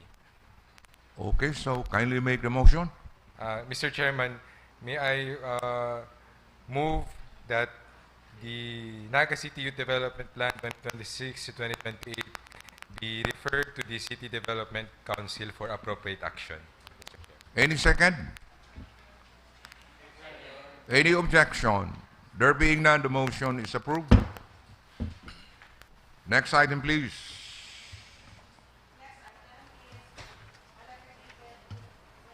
Four, from the City Legal Officer containing their comments and recommendation on the proposed ordinance adopting policy on the effect of hereditary succession on socialized housing properties within the City of Naga. Yes, City Councilor Dr. Jesse Albius. Thank you, Mr. Chair. This was already mentioned during the earlier committee report of the Committee on Housing that the recommendations and comments of the City Legal Office was already considered in the final version of the proposed ordinance. Okay, thank you, Councilor Dr. Jesse Albius. Next item, please. Next is an email received from FF Cruz and Company Incorporated, signed by Ms. Raquel Quiniano Candelaria, Council for Developer, in support of the passage of a resolution authorizing the City Mayor to sign the deed of acceptance of the third amended deed of donation covering Villa Concepcion Subdivision Road, lots, and the open space. A reaction from the chairman of the Committee on Housing, Dr. Jesse Albius. Yes, Mr. Chair, this is pending before the Committee on Land Use. So this is still pending on the Committee on Land Use. Next item, please. Next is the proposed ordinance authored by the Honorable Jesse Albios and co-authored by City Youth Councilor Francis Ray Alperez, adopting the Drinking Water Code of Naga City. Yes, again, City Councilor Dr. Jesse Albios. Yes, Mr. Chair, this will be part of the report of the Committee on Health and Nutrition. So this will form part of your report. Next item, please. Next is the letter dated June 23 from Mr. Lorenzo Mongoso, Jr., General Manager of Metropolitan Naga Water District, containing their comments and recommendation on the proposed Drinking Water Code of Naga City. Again, City Councilor Dr. Albios. Yes, Mr. Chair, the comments and recommendations of the General Manager of the Metropolitan Naga Water District, was already considered and incorporated in the final version of the proposed ordinance. Okay, thank you. Next item, please. Next is the proposed ordinance authored by the Honorable Jefferson Romeo Felix, establishing a healthy beverage policy for city-funded programs, activities, and official represent provisions in the city of Naga. The principal proponent is not here, so we will defer discussion of this particular item. Next item, please. Next is the proposed ordinance, again authored by the Honorable Jefferson Romeo Felix, establishing a healthy food environment policy for city-funded programs, activities, and official food provisions in the city of Naga. Again, in the absence of City Councilor Jefferson Felix, we will have to defer discussion of this item. Next item, please. Next is a position paper for the complainant executed by Juli Torasco Idamis, complainant in the administrative case SP Admin Naga 2025-06, Juli Torasco versus Idamis, complainant versus Joby Capistrano Ido, respondent for simple misconduct, conduct prejudicial to the best interest of service, and conduct unbecoming of a public official. So this is still with the Blue Ribbon Committee. Again, another position paper submitted by this Juli Torasco Dames versus Barangay Kagawad, Joby Capistrano, A. San Juan, respondent for simple misconduct, conduct prejudicial to the best interest of service, and conduct unbecoming of a public official. Still with the Blue Ribbon Committee. Next is a letter dated June 23 from Regalado Trota Jose Jr., Chair of the National Historical Commission of the Philippines, pertaining to SP Resolution number 2026-421, requesting the NCHP to evaluate and declare Jose Maria Panganiban, Tomas Arejola, and General Ludovico Arejola as national heroes, and the response thereto. City Councilor David Casper Nathan Serio.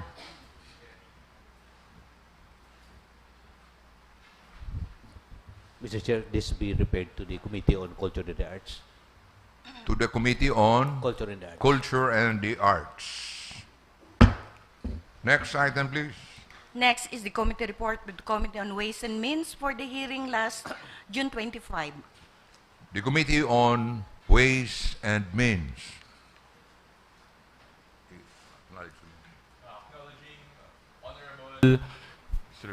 Honorable Althea Isabel Reyes to render the report on the Committee on Ways and Means.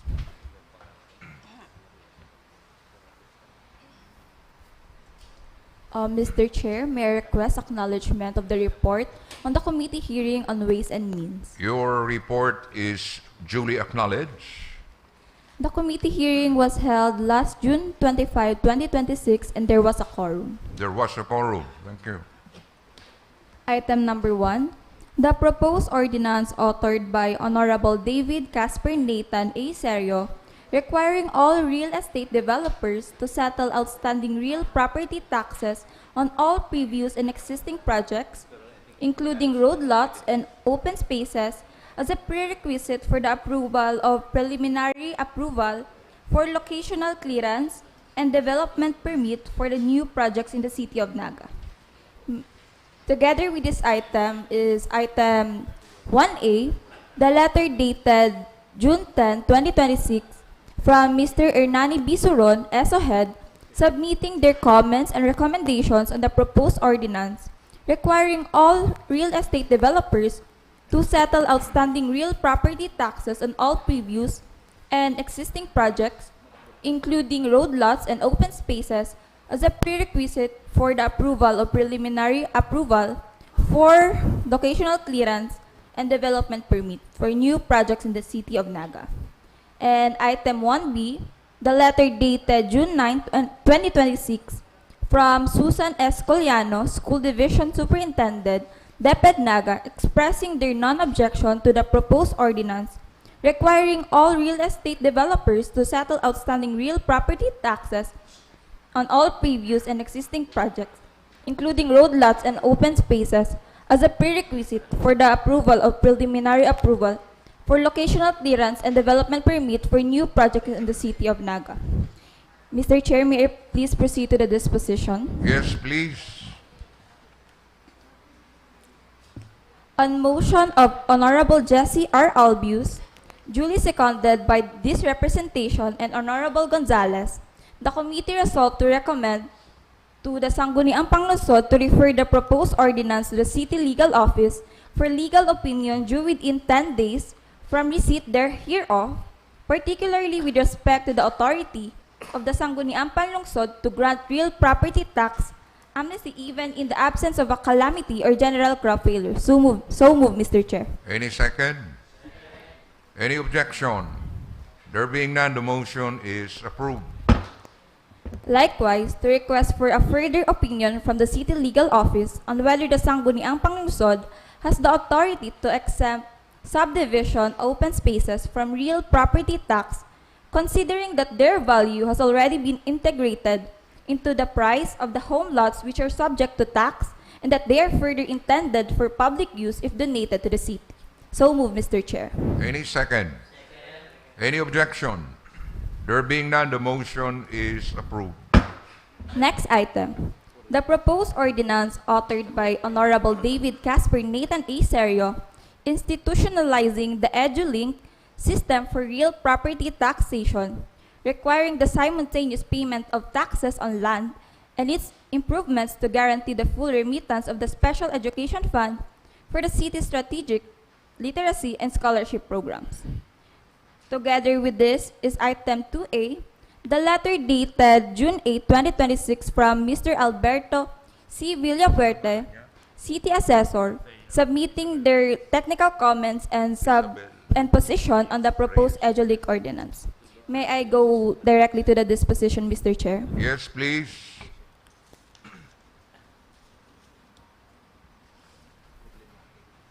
On motion of Honorable Jesse R. Albius, duly seconded by this representation and Honorable De Quiros, the committee resolved to defer consideration of the proposed ordinance and to refer the comments submitted by the City Assessor's Office to the proponent for his consideration, particularly with the potential implementation issues arising from situations where the land and the building are owned by different persons or entities. So move, Mr. Chair. Any second? Any objection? There being none, the motion is approved. Next item, the letter dated June 8, 2026 from Mr. Alan L. Riodanga, Sepio Head, requesting for the passage of a resolution authorizing the collection of a participation fee from each food and non-food concessionaire participating in the Tagboan Arts, Music, and Food Festival. May I go directly to the disposition, Mr. Chair? Yes, please. On motion of Honorable Jesse R. Albius, duly seconded by this representation and Honorable Tibatib, the committee resolved to recommend to the Sangguniang Panlungsod the passage of an ordinance imposing a participation fee of 6,000 pesos on each food and non-food concessionaire participating in the annual Tagboan Arts, Music, and Food Festival held during the Peña Francia Fiesta. So move, Mr. Chair. Any second? Any objection?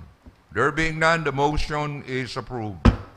That such participation fee shall accrue to a subsidiary Tagboan Trust Fund under the Peña Francia Trust Fund for purposes of augmenting any deficiency in the operating budget of the said event. So move, Mr. Chair. Again, any second? Any objection? There being none, the motion is approved. That any balance in the said Tagboan Trust Fund shall be transferred to the general fund after settlement of all related obligations prior to the end of the year. So move, Mr. Chair. Any second?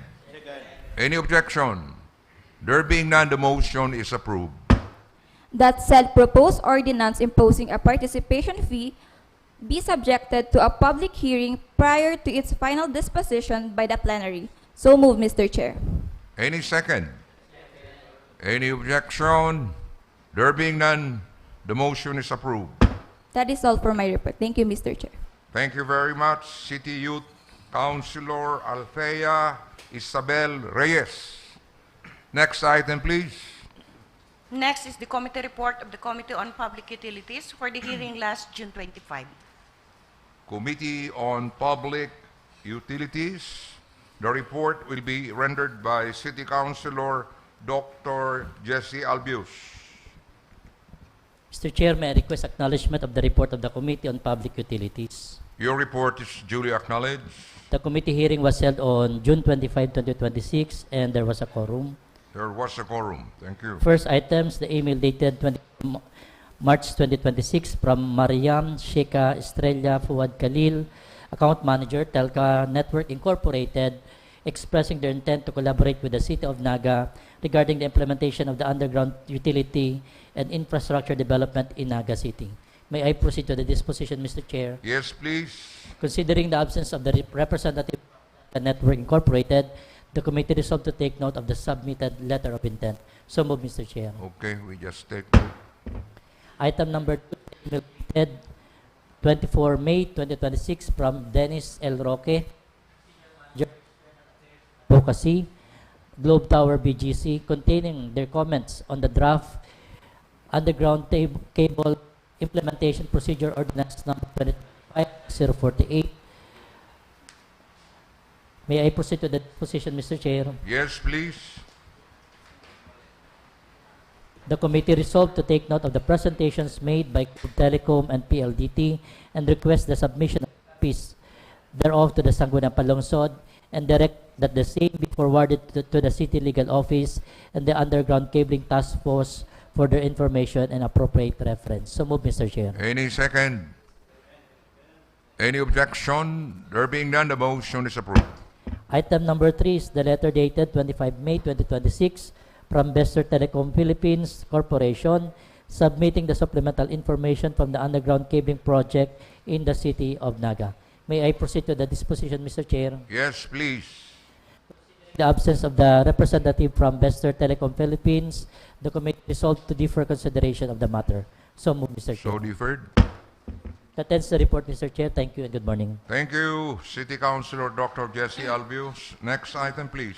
Next is a letter dated June 25 from the City Legal Officer addressed to Attorney Victor de la Cruz, Chairperson of the People's Law Enforcement Board, or the FLEB, Café Furnace, the City Mayor, and the Sangguniang Panlungsod, containing his legal opinion on the proposed ordinance fixing the fair dime of pleb members and honoraria of the Secretariat. Yes, City Councilor Baldemoro. Thank you, Mr. Chair. This is pending in the Committee on Appropriation. So may I move, Mr. Chair, to refer this matter to the Committee on Appropriation. Any second? Any objection? There being none, the motion is approved. We will refer this matter to the Committee on Appropriations. Next item, please. Next is a letter dated June 30 from the City Legal Officer containing their legal opinion and recommendation on the proposed ordinance instituting the regular declaration of real properties and the reporting of permits, licenses, and deed involving real properties as mandated by the Local Government Code. Any comment from the members of the Sangguniang Panlungsod?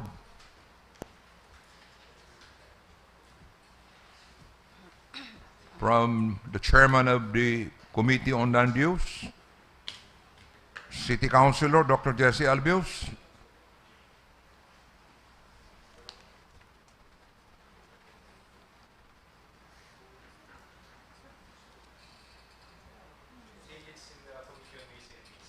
Yes. So this particular item is pending with the Committee on Ways and Means. Next item. Next is the committee report of the Committee on Environment and Energy for the hearing last June 25. Committee on Environment and Energy. Rendering the report, acknowledging City Youth Councilor Honorable Precious Diquiros.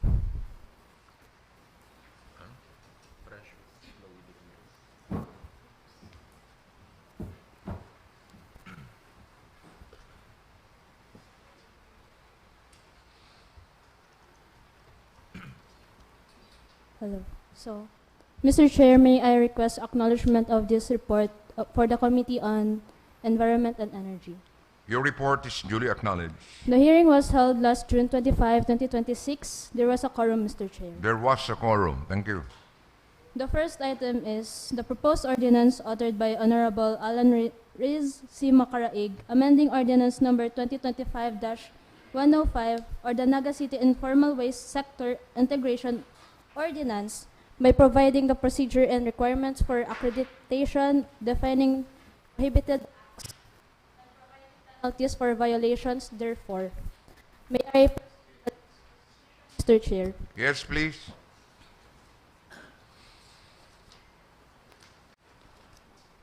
On motion of Honorable Alan Riz C. Macaraig, duly seconded by Honorable Bermundo and Honorable Gonzalez, the committee resolved to return the proposed ordinance to its proponent for the incorporation of the comments and recommendations raised during the hearing. So moved, Mr. Chair. Any second? Second. Any objection? There being none, the motion is approved.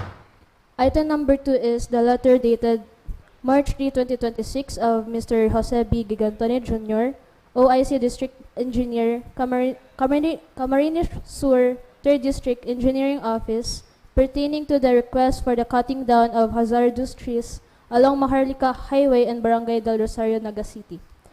May I go to the disposition, Mr. Chair? Yes, please.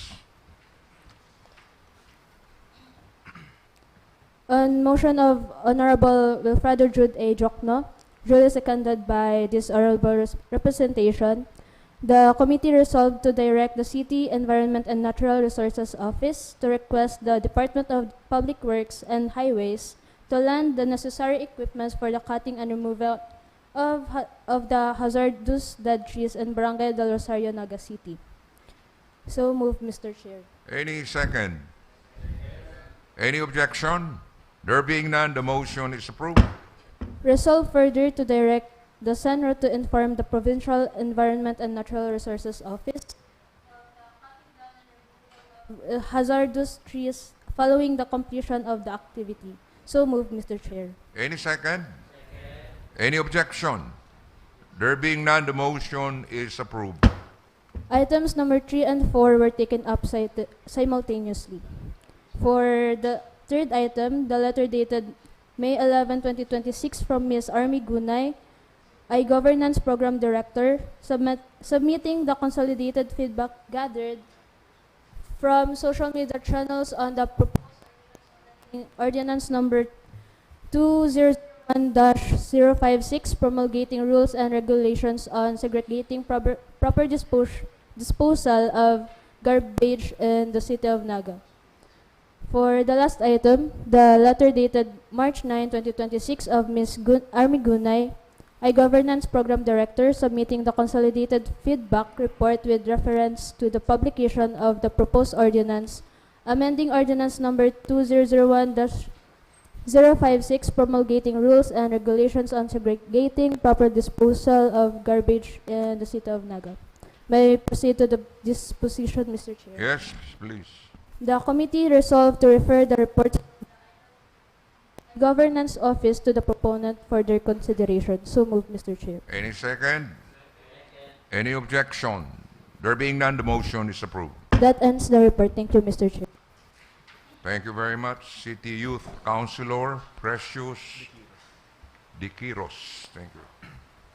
Next item, please. Next is the proposed ordinance authored by the Honorable Milvin Ramon Buenape and co-authored by the CYO counterpart, Michael Jenry Bolocon, prohibiting government officials and employees, private individuals, groups or business entities, loan operators, and household beneficiaries of Pantawid Pamilya Pilipino Program or the 4Ps in using or accepting the issued 4Ps cash card as collateral for loan.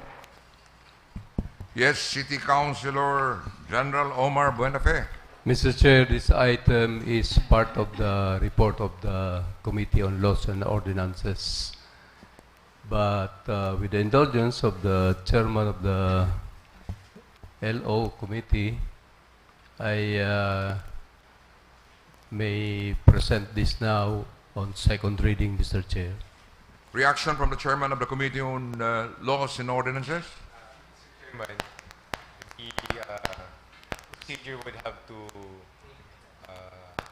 be that the report must be rendered first, because the ordinance is part of the report. The report is already recommending its approval, Mr. Chairman, on second reading. So we have to wait for the report, Mr. Chairman. So you will have to render the report first before that particular It's the proposed amended version. ordinance will be Yes, Mr. Chairman. presented to the plenary. Yes, Mr. Chairman, because this is an amended ordinance based on the discussions from the committee report, committee hearing, Mr. Chairman. Okay, thank you. City Councilor Attorney Rosales, so do you agree to that particular stand? Thank you very much. City Councilor General Omar Buenafe. Next item, please. Next is the proposed ordinance, again authored by the Honorable Milvin Ramon Buenape and co-authored by the CYO counterpart Michael Jenry Bulocon, providing guidelines for the mandatory registration and accreditation of tricycle operators and drivers association, or the TODA, and Pedicab operators and drivers association, PODA, in the city of Naga. Again, City Councilor General Omar Buenafe. Mr. Chair, this item is still pending with the Committee on Laws and Ordinances jointly with the Committee on Transport. So may I request that we refer the matter to the appropriate committees, Mr. Chair. So, to the Committee on Laws and Ordinances. Next item, please. Next is the memorandum dated July 2 from the City Legal Officer addressed to the City Mayor, containing their initial legal and operational guidance on the petition of Del Sunshineville Homeowners Association for city assistance in the judicial cancellation of TCT number 21706 and the individualization or the transfer of titles. Reaction from City Councilor Doc Jesse Albius. Thank you, Mr. Chair. This legal opinion from the City Legal Officer was already taken up during the last committee hearing and will be part of the report of the Committee on Housing. Okay, thank you. Next item, please.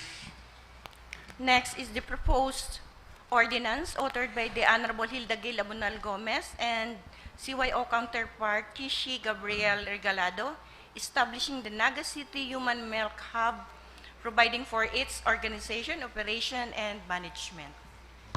City Councilor Dr. Gail Abunal Gomez. Mr. Chair, this is part of the report of the Committee on Health, Mr. Chair. Okay, so this will form part of the report of the Committee on Health. Next item. Next is a letter dated July 2 from Ms. Army Gunay, e-Governance Project Director, submitting public feedback gathered from social media channels on the proposed ordinance prescribing a uniform color scheme for ultra-mobile units operating in the city of Naga. Any comment?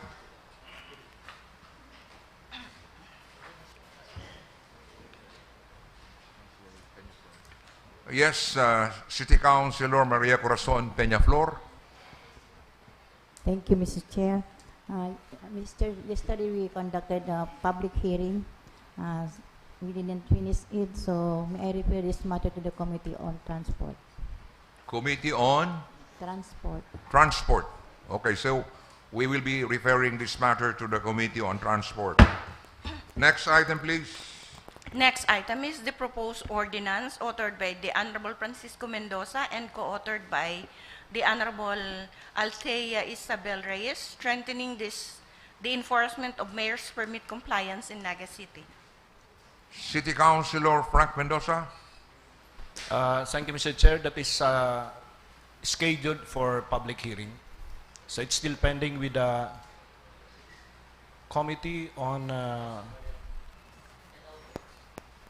Laws and Ordinance. Okay, so this will be scheduled for public hearing and it's still with the Committee on laws, and ordinances. Next item, please. Next is the committee report of the Committee on Agriculture, held last June 29, 2026. The Committee on Agriculture, who will be rendering the report? Mr. Chair, my city youth counterpart would render the report. Acknowledging once again City Youth Councilor Honorable Althea Isabel Reyes to render the report on Committee on Agriculture. Mr. Chair, may I request acknowledgement of the report on the committee hearing on agriculture. Your report is duly acknowledged. The committee hearing was held in 2026 and there was a quorum. There was a quorum. Thank you. Proposed ordinance authored by Honorable Francisco M. Mendoza pegging the price of farm inputs lent to farmers under the Sustainable Agriculture for Rural Income Growth in Naga, SARIG-Naga Loan Program to Pre-Middle East Crisis Subsidy and for other purposes. May I proceed to the disposition, Mr. Chair? Yes, please. On motion of the proponent, Honorable Francisco Mendoza, duly seconded by the members of the committee resolved to recommend to the plenary the approval on second reading of the proposed ordinance entitled An Ordinance Pegging the Price of Farm Inputs Lent to Farmers under the Sustainable Agriculture for Rural Income Growth in Naga Loan Program to Pre-Middle East Crisis Levels, converting the price difference into a government subsidy and the incorporate input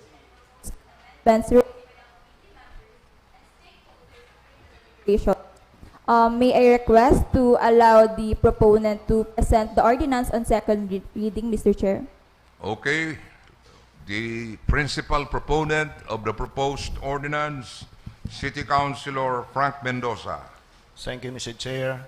If you may recall, during the aftermath of the Middle East conflict, we provided subsidy to public transport drivers and operators. In like manner, this proposed ordinance would be providing the same support to our farmers. The intent, Mr. Chair, is that we will protect farmers from the increase in the price of their farm inputs. Ang price po kang urea halos nagdoble.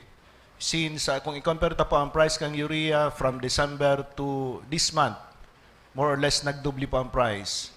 And we estimate that a farmer would be spending more or less around an additional 8,000 pesos just to cover the price increases, assuming they apply the full suite of farm inputs as recommended by agricultural technicians. So may I proceed with the ordinance, Mr. Chair? Yes, please. So this ordinance shall be known as the SARIG-Naga Farm Input Support Program. Originally, the title is SARIG-Naga Farm Input Subsidy, but we changed the word from subsidy to support because we really do not want to be a practice subsidizing private endeavors. The declaration of policy, it is hereby declared the policy of the city government to protect its agricultural sector from external economic shocks, just as we do with other sectors. Strengthen local food sufficiency and promote economic equity and social justice among local farmers. And then we have the definition of terms. Next page, please. Next page. Next page, next section. Section 4, amount of farm input loan. Ini pong provision na ni computes kung pirang babayaran kang paraoma.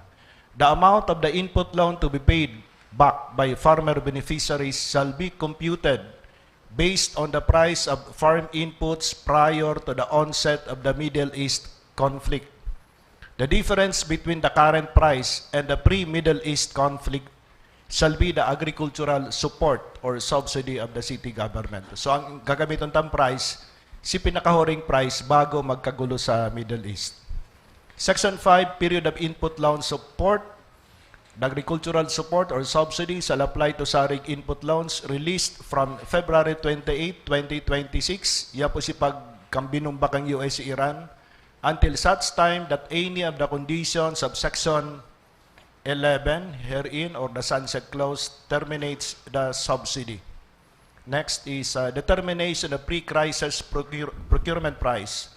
Within 10 working days from the approval of this ordinance, the City Procurement Office shall issue a certification to the City Agriculture RIST of the pre-Middle East crisis procurement prices of farm inputs along with machine copies of the corresponding abstract of bids or quotation or purchase order. Hindi po magiging base kang City Agriculture pag-compute kang utang kang farmers. Section 7, beneficiaries. To ensure the effective and equitable distribution of public funds, the farm input subsidy shall be restricted to beneficiaries who meet the following criteria. Number 1, dapat po nakaregister sa RSBSA, okay, Registry System for Basic Sectors in Agriculture. Second, dapat ito lang pong sa radit. Si mga darakula ng paratanom, bayaan ta na to, limitado na sa tuyang pondo. So priority would be those farming 2 hectares for rice and corn and 500 square meter for high value crops, si mga gulay. Requirement man na dapat taga-naga, as in sipiktata naman niya, nasa naga. The farmer shall be validated by the agricultural technician as an actual tiller, and if there are more farmers that can be accommodated by the available fund, they shall be prioritized in terms of the size of their farm. Sunod po, loan repayment terms, interest, and penalties. Consistent with the current Sangguniang loan program, the loan shall remain interest-free, payable in full within 1 month from harvest. Pero if the loan remains unpaid or is only partially paid, the outstanding balance shall be imposed an interest of 0.5% per month until fully paid. Kung i-check na po si mga interest sa bangko, actually mga 6% lang ang sinacharge na kaya 12%. So, para the same as commercial rate, at least at the time that ordinance was prepared, beginning po lang pong 0.5% per month.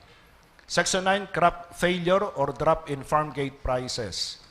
In the event of crop failure due to typhoon, flood, drought, widespread pest infestation, or in case of a drastic drop in farm gate price, certified by CAGO for pest infestation and farm gate price crash, or by the City Disaster Risk Reduction and Management Office for natural calamities, the due date of the loan shall be moved to the next harvest season. Tama man sinang pambayad kung inagain ng bagyo. And no interest shall accrue on the loan, nor shall the affected farmers be barred from again availing of the SARIG loan program for the next cropping season, provided at least 25% of the outstanding loan is paid. This shall not prevent the farmer, however, from paying off his or her loan if he or she so desires. Pwede pong pag-aruan ang 25%, may iba pa kayong grupo nagsabing pwedeng dahin na o pwedeng babaan pa. At na-rate, iyo po si recommendation ng committee. Effects of drop in the market price of farm inputs. Paano kung nagbagsak na si presyo ng mga fertilizer, nagbaba? At any time that the procurement price of a farm input is lower than the pre-crisis procurement price, the lower price shall be the amount billed to the farmer. So kung nagbaba pong maraming presyo, ang gagamitin ng price, si lower. Accomplishment report, barandar pong report ang kago to the Sangguniang. And sunset clause, ito pong reference ay taas na Section 11, it should be Section 12. Uga po kitang piglag na sunset clause. The subsidy under this ordinance shall be terminated once the price of all farm inputs used in the SARIG loan program reverts to their pre-crisis procurement level, or after 1 year from the effectivity of this ordinance, whichever comes first, unless further extended by the Sangguniang Panlungsod. So hindi po, gusto sabihin, hindi pong subsidy program is not forever. May conditions kita kung no rin tayo tatapusin. 1 year o kaya pa nagbaba ang mga presyo. Next, implementing guidelines, maisip po ang CAGO through the City Mayor. Funding source would be the usual allocation for this program under the City Agriculture Office. Taon-taon po may allocation kita dyan. Though during the committee hearing, may request po sa ni Councilor Omar Benafe na kung pwedeng dagdagan man si tinatawta sa inda. And we intend to support such requests. Succeeding sections, Mr. Chair, are the usual closing sections on superability, repealing, and effectivity. With that, Mr. Chair, I'm open to comments. Any comment or suggestion? Yes, City Councilor Jude Jokno. Yes, Mr. Chair.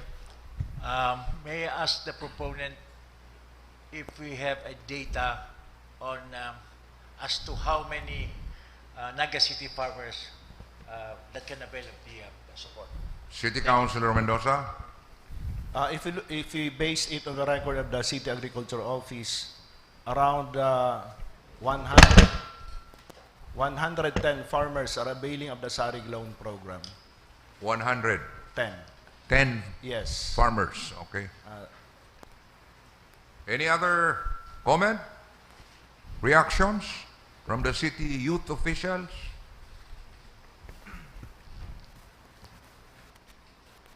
Okay, you can.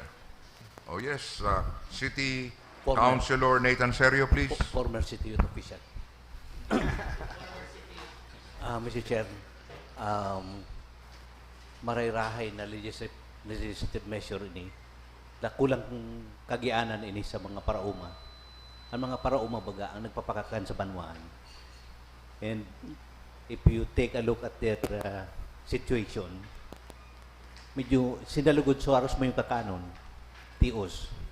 And ini, matauning kagianan sa inda. Siring sa pag-atama niya to sa iba pang mga sektores dito sa Naga. And I'm supporting this measure.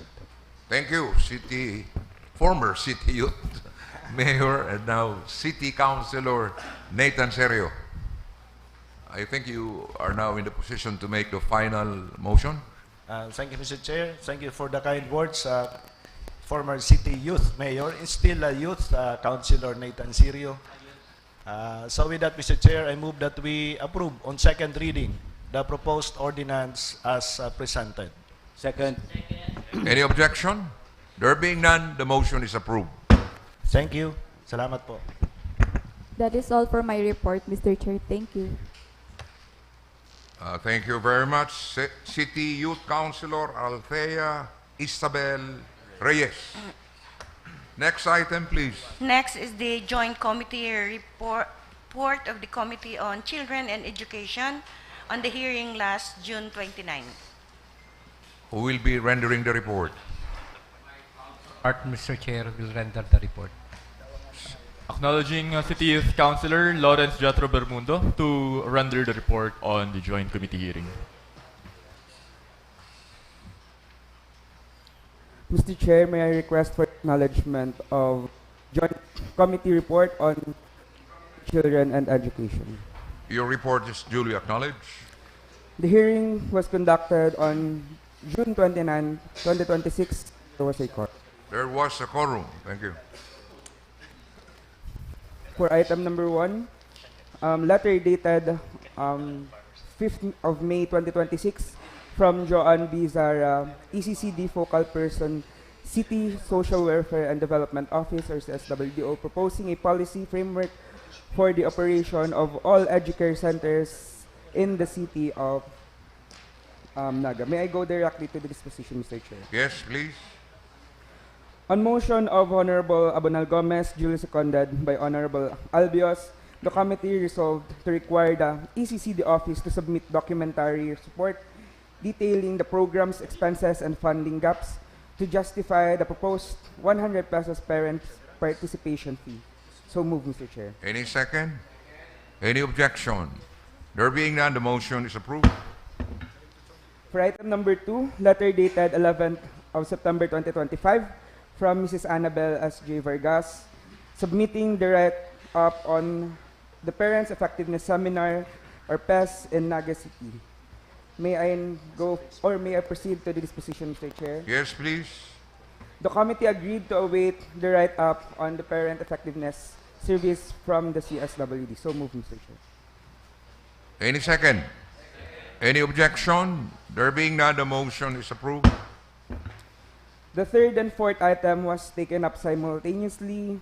First is the proposed ordinance authored by Honorable Corazon M. Peñaflor et al., promoting responsible digital use, regulating access to social media by children aged 3 to 10 years old, and strengthening parental supervision and child online protection in the City of Naga, and the proposed ordinance authored by Honorable Melvin Ramon G. Benafe and Honorable Michael Henry M. Bolocon, co-authored by Honorable Maria Corazon M.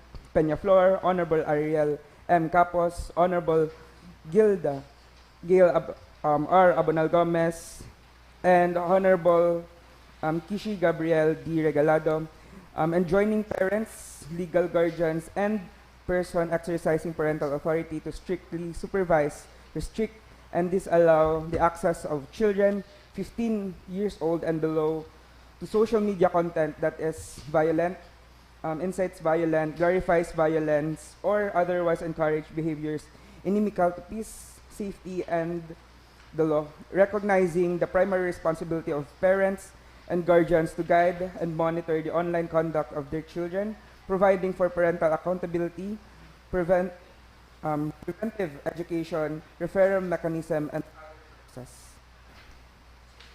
May I now go to the disposition, Mr. Chair? Yes, please.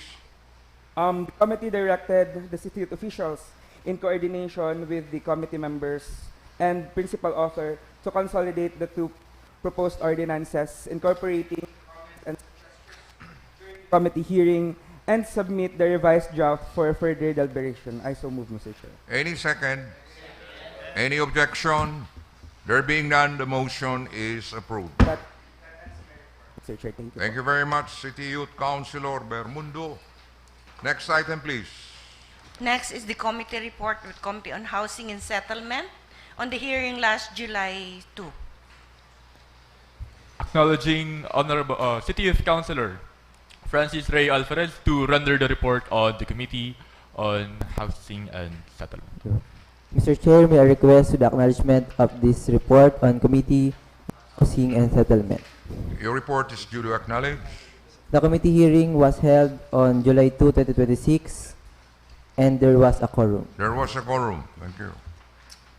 First item, the later dated June 8, 2026, from Ireneo H. Abogado Jr., President, Del Sunshine Bill Homeowners Association, Del Rosario, Naga City, containing their urgent petition for city funding and legal assistance in the judicial cancellation of duplicate transfer certificate of title No. 21706 and the transfer of titles to the members of Del Sunshine Bill the Homeowner Association. May I proceed to the disposition, Mr. Chair? Yes, please. On motion of this presentation, duly seconded, debative, the passage of a resolution expressing approval of the association for city assistance entitled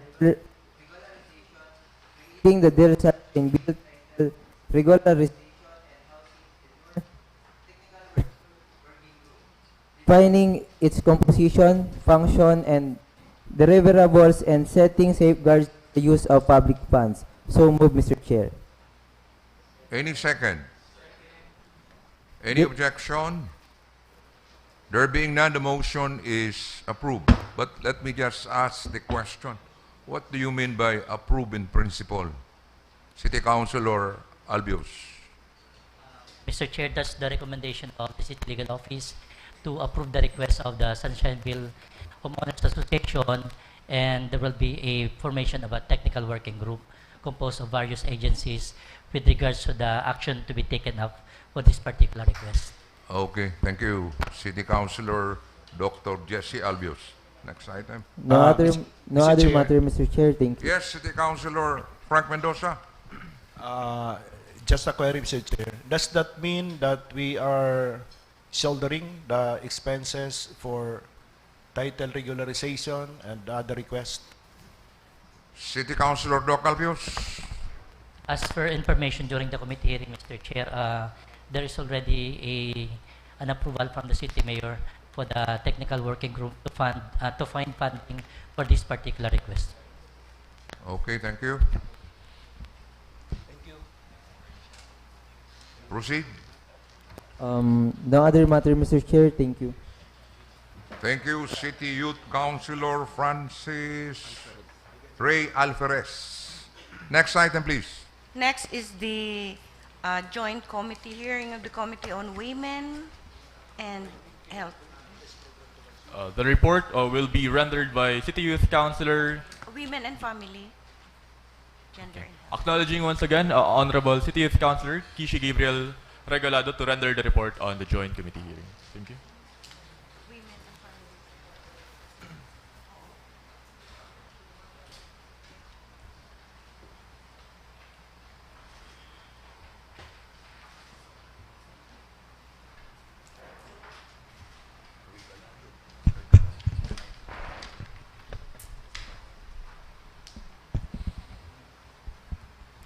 Mr. Chair, may I request for the acknowledgement of the Joint Committee Report on Women, Family Relations, and Gender Equality and Children. Your report is duly acknowledged. The hearing was held last June 24, 2026. There was a quorum, Mr. Chair. There was a quorum. Thank you.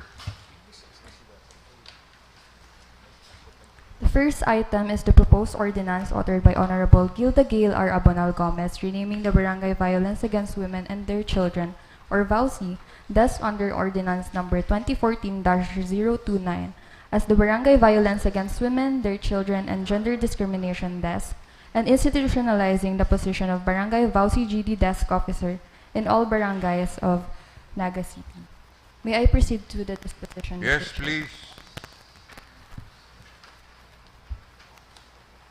On motion of Honorable Abonal Gomez, jointly seconded by the members of the committee resolved to recommend to the plenary the approval of the proposed ordinance entitled An Ordinance Renaming the Barangay Violence Against Women and Their Children Desk, established under Ordinance Number 2014-029 as the Barangay Violence Against Women, Their Children, and Gender Discrimination Desk, and institutionalizing the position of Barangay VAUSI GD Desk Officer in all barangays of Naga City, on second reading and subject to the incorporation of the minor amendments discussed during the committee hearing.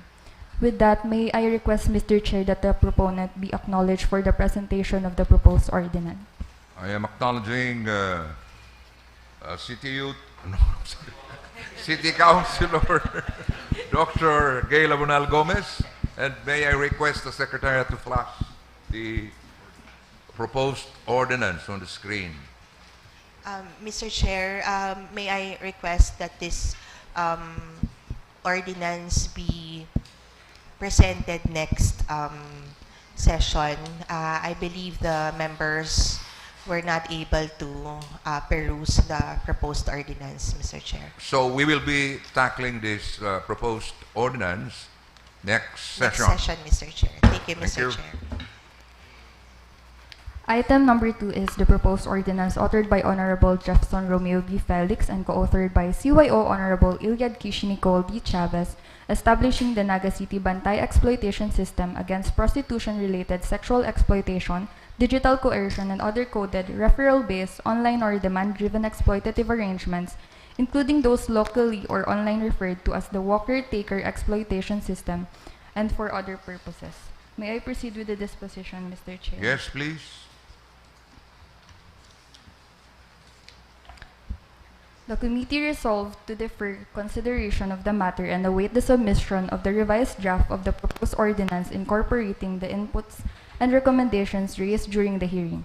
The committee further directed that the revised draft be submitted to the SP Secretariat for distribution to the various concerned agencies and offices for their respective comments. So moved, Mr. Chair. Any second? Any objection? There being none, the motion is approved. Furthermore, the committee resolved to direct the Secretariat to furnish the following agencies, offices, institutions, organizations, and establishments with copies of the revised proposed ordinance for their review and comments. The concerned agencies, offices, institutions, organizations, and establishments shall submit their respective comments to the SP Secretariat within 10 days from receipt thereof.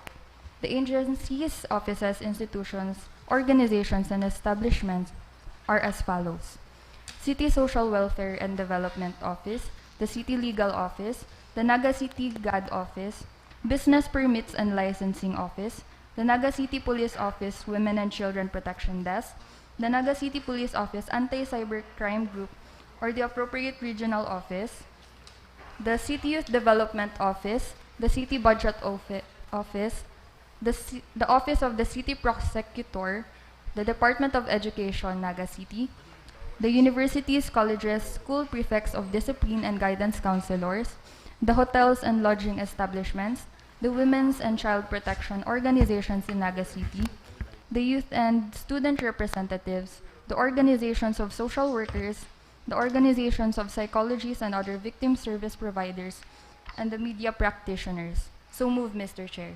Any second? Yes, comment from Councilor Elmer Baldemoro. On the list, we will submit a comment, Mr. Chair, pertaining on the business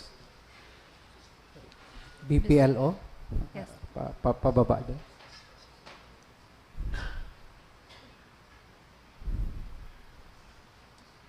Yes, and the letter D, Mr. Chair, we have no yet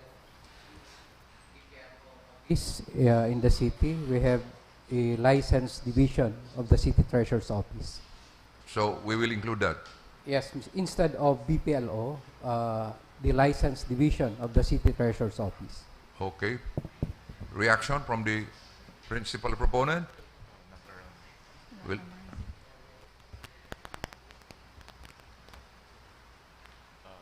Councilor Dr. Gail Abunal Gomez? Yes, Mr. Chair, we will do the revision, Mr. Chair. Okay, thank you. That ends the report, Mr. Chair. Thank you po. Thank you very much, City Youth Councilor Regalado. Next item, please. The Committee on Health on the hearing last June 24. Committee on Health. Who will be rendering the report? The City Youth counterpart of the Honorable Borja will do that. Acknowledging City Youth Councilor Ira Denise Calleja to render the report on the Committee on Health.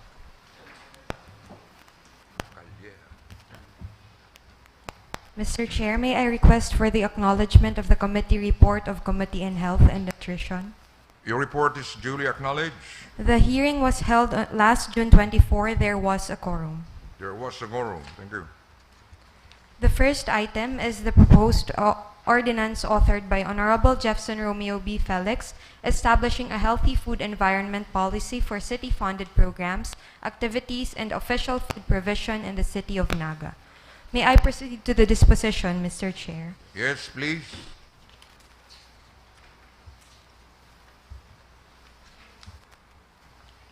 On motion of Honorable Mendoza, duly seconded by Honorable Albius, the committee resolved to recommend to the plenary the approval on second reading of the proposed ordinance entitled An Ordinance Establishing a Healthy Food Environment Policy for City-Funded Programs, Activities, and Official Food Provision in the City of Naga, subject to the amendments and revisions agreed upon during the committee deliberations. So move, Mr. Chair. Who is the principal proponent of this?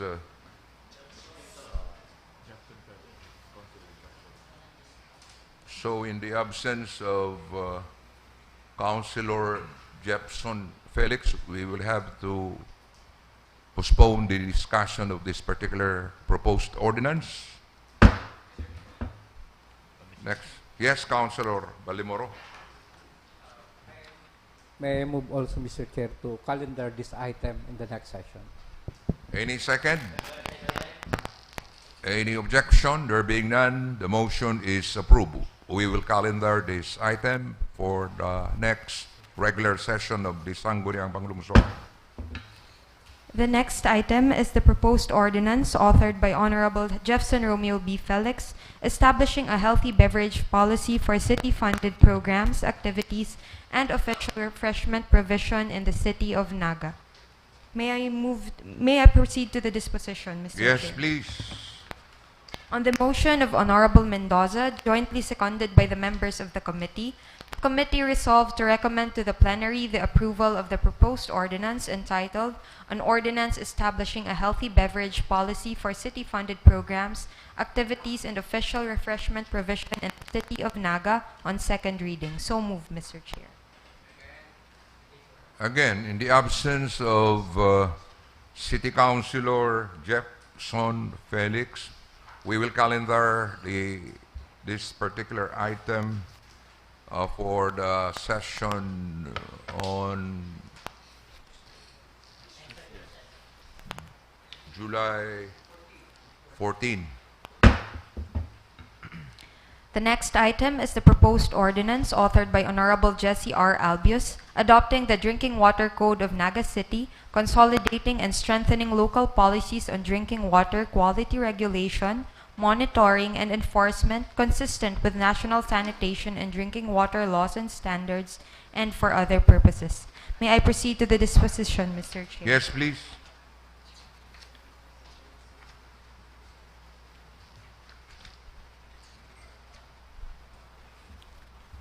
On motion of Honorable Felix, duly seconded by Honorable Mendoza, the committee resolved to recommend to the plenary the approval of the proposed ordinance on second reading entitled An Ordinance Adopting the Drinking Water Code of Naga City, Consolidating and Strengthening Local Policies on Drinking Water, Quality Regulation, Monitoring, and Enforcement, consistent with national sanitation and drinking water laws and standards, and for other purposes, subject to the incorporation of the recommendations and amendments made by the committee members and stakeholders during the deliberation of the matter. So City moved, Mr. Chair. Councilor Dr. Jesse Albius. Thank you, Mr. Chair. This proposed ordinance is being presented to the plenary after 4 revisions, taking into considerations the comments and recommendations of the committee members, namely the Honorable Abunal Gomez, Honorable Baldemoro, Honorable Mendoza, and the Honorable Felix, and also the comments and recommendations coming from the City Health Office and the Metropolitan Naga Water District, as well as the comments made for the I-Engage posting. So may I present the salient points of the proposed ordinance, as the soft copies of this ordinance was provided last Thursday to the members of the Sangguniang Panlungsod. Yes, please. So in order to protect public health and ensure the provision of safe and potable drinking water within the territorial jurisdiction of the City of Naga, there is a need to consolidate and strengthen existing regulatory measures governing water supply systems. While Ordinance Number 27-039, as amended by Ordinance Number 2018-089, provides for drinking water quality monitoring, the increasing number of water supply systems, including retail water systems or water refilling stations, necessitates a comprehensive codified framework aligned with the Presidential Decree Number 856 and the Philippine National Standards for Drinking Water of 2017. We have to emphasize here, Mr. Chair, that the Metropolitan Naga Water District operates under its own charter and national regulatory framework, and that this ordinance shall supplement, not supersede, existing national regulations governing water districts. So the proposed Drinking Water Code of Naga City is anchored on a hierarchy of national laws and mandates, namely the 1987 Philippine Constitution, Republic Act Number 7160 or the Local Government Code of 1991, Presidential Decree Number 856 or the Sanitation Code of the Philippines, and Department of Health Administrative Order Number 2017-010. So the title of this proposed ordinance shall be the Drinking Water Code of Naga City. Section 2, we have the Declaration of Policy. It is hereby declared the policy of the city government to ensure that all drinking water distributed within the city is safe, potable, and compliant with national standards. Section 3 enumerates the scope and coverage of the proposed ordinance. Section 4, we have the definition of terms.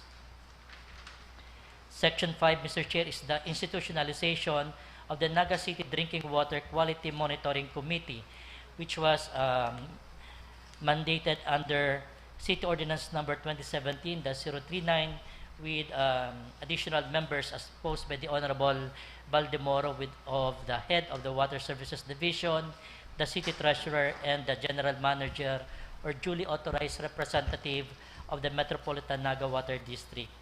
Under Section 6, the powers and functions of the Naga City Drinking Water Quality Monitoring Committee, it is stated in City Ordinance number 2017-039. Section 7 is the power and duties of sanitary inspectors.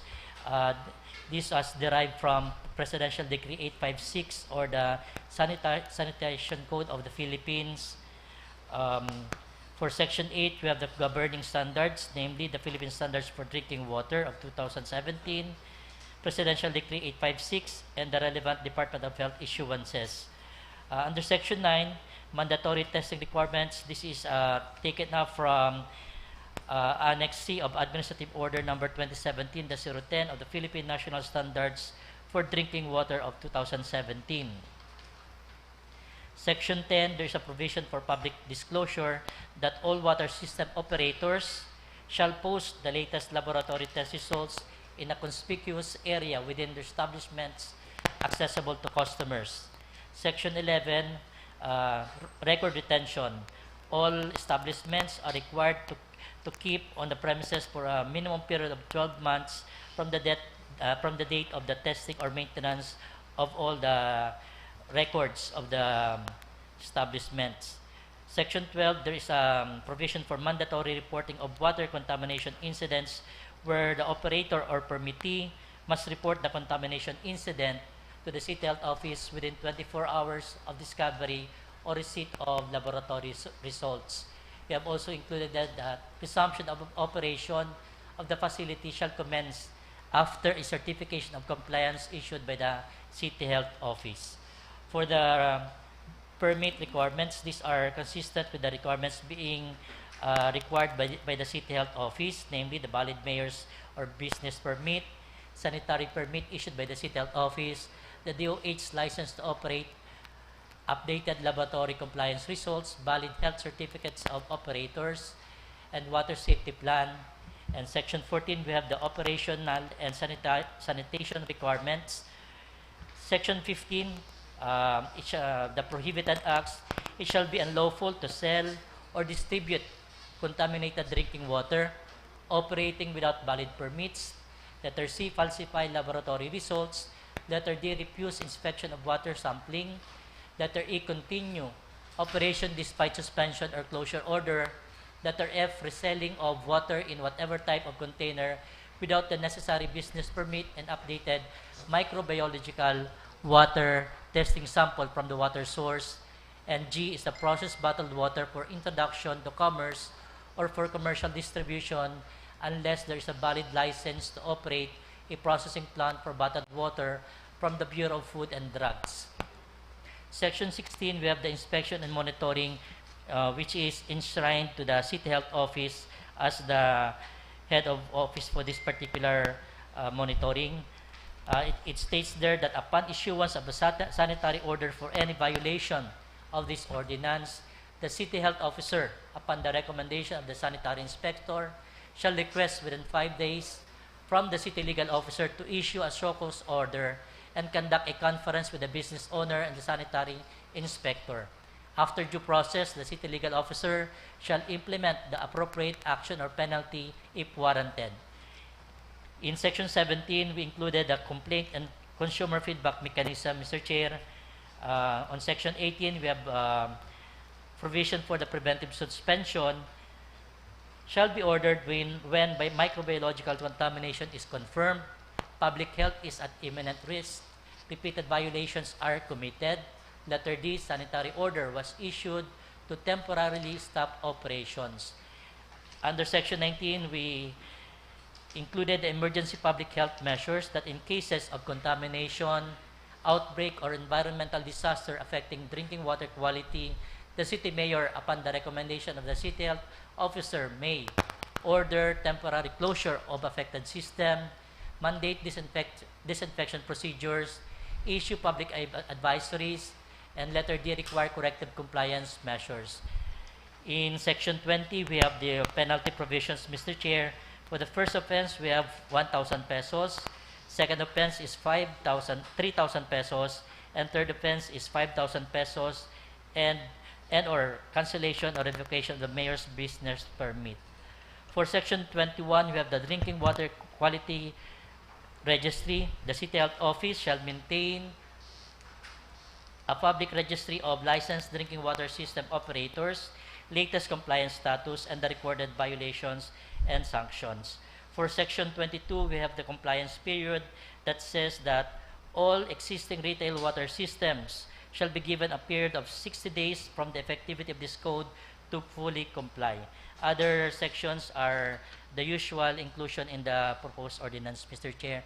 So this representation is now ready to answer any queries or recommendations. from Any the comment members. or observation or question? Yes, City Councilor Attorney Rosales.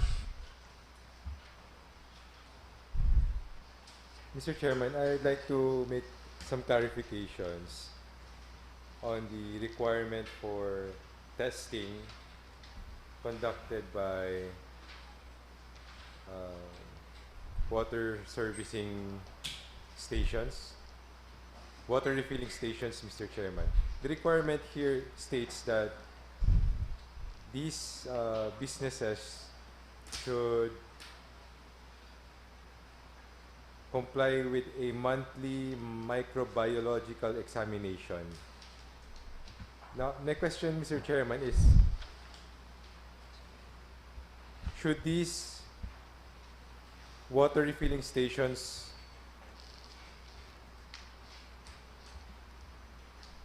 conduct these tests at their own expense, or is it the city government, because there's another requirement here for the sanitary inspectors to conduct these inspections and collect water samples for microbiological examination?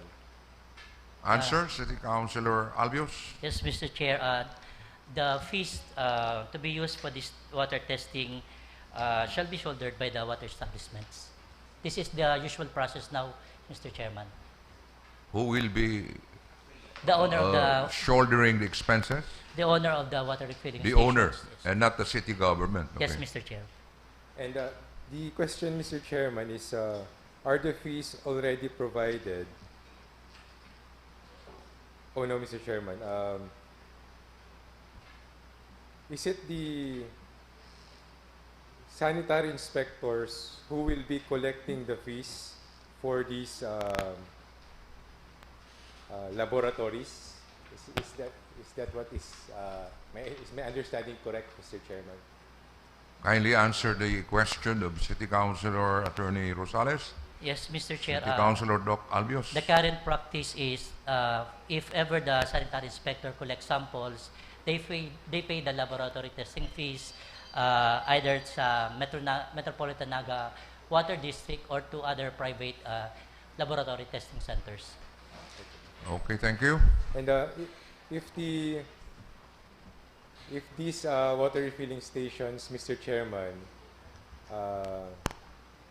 because the frequency is monthly, so if they conducted or if they had those tests already, are they still required to pay the separate fees for the tests conducted by the sanitary inspectors?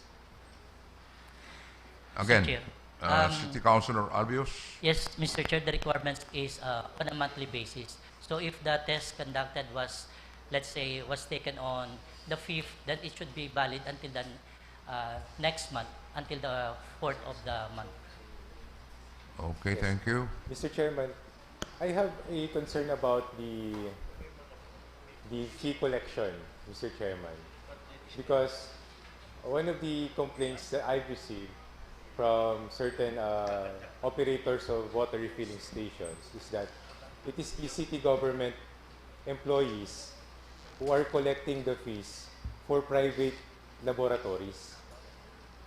I don't think the practice should be that way, where the city employee is already becoming an intermediary between the businesses and a private establishment conducting the test. Because the Honorable Albius mentioned that is the current practice. Reaction from City Councilor Albius? During the committee hearing, Mr. Chair, the sanitary inspector did not mention that they are the one arranging for the payments. What was said that the sanitary inspector provide the sampling to the private laboratory testing centers and the business establishment pays for the fees. But taking into consideration the information gotten by the Honorable Rosales, then we shall call out the attention of the sanitary inspector with regards to this particular information.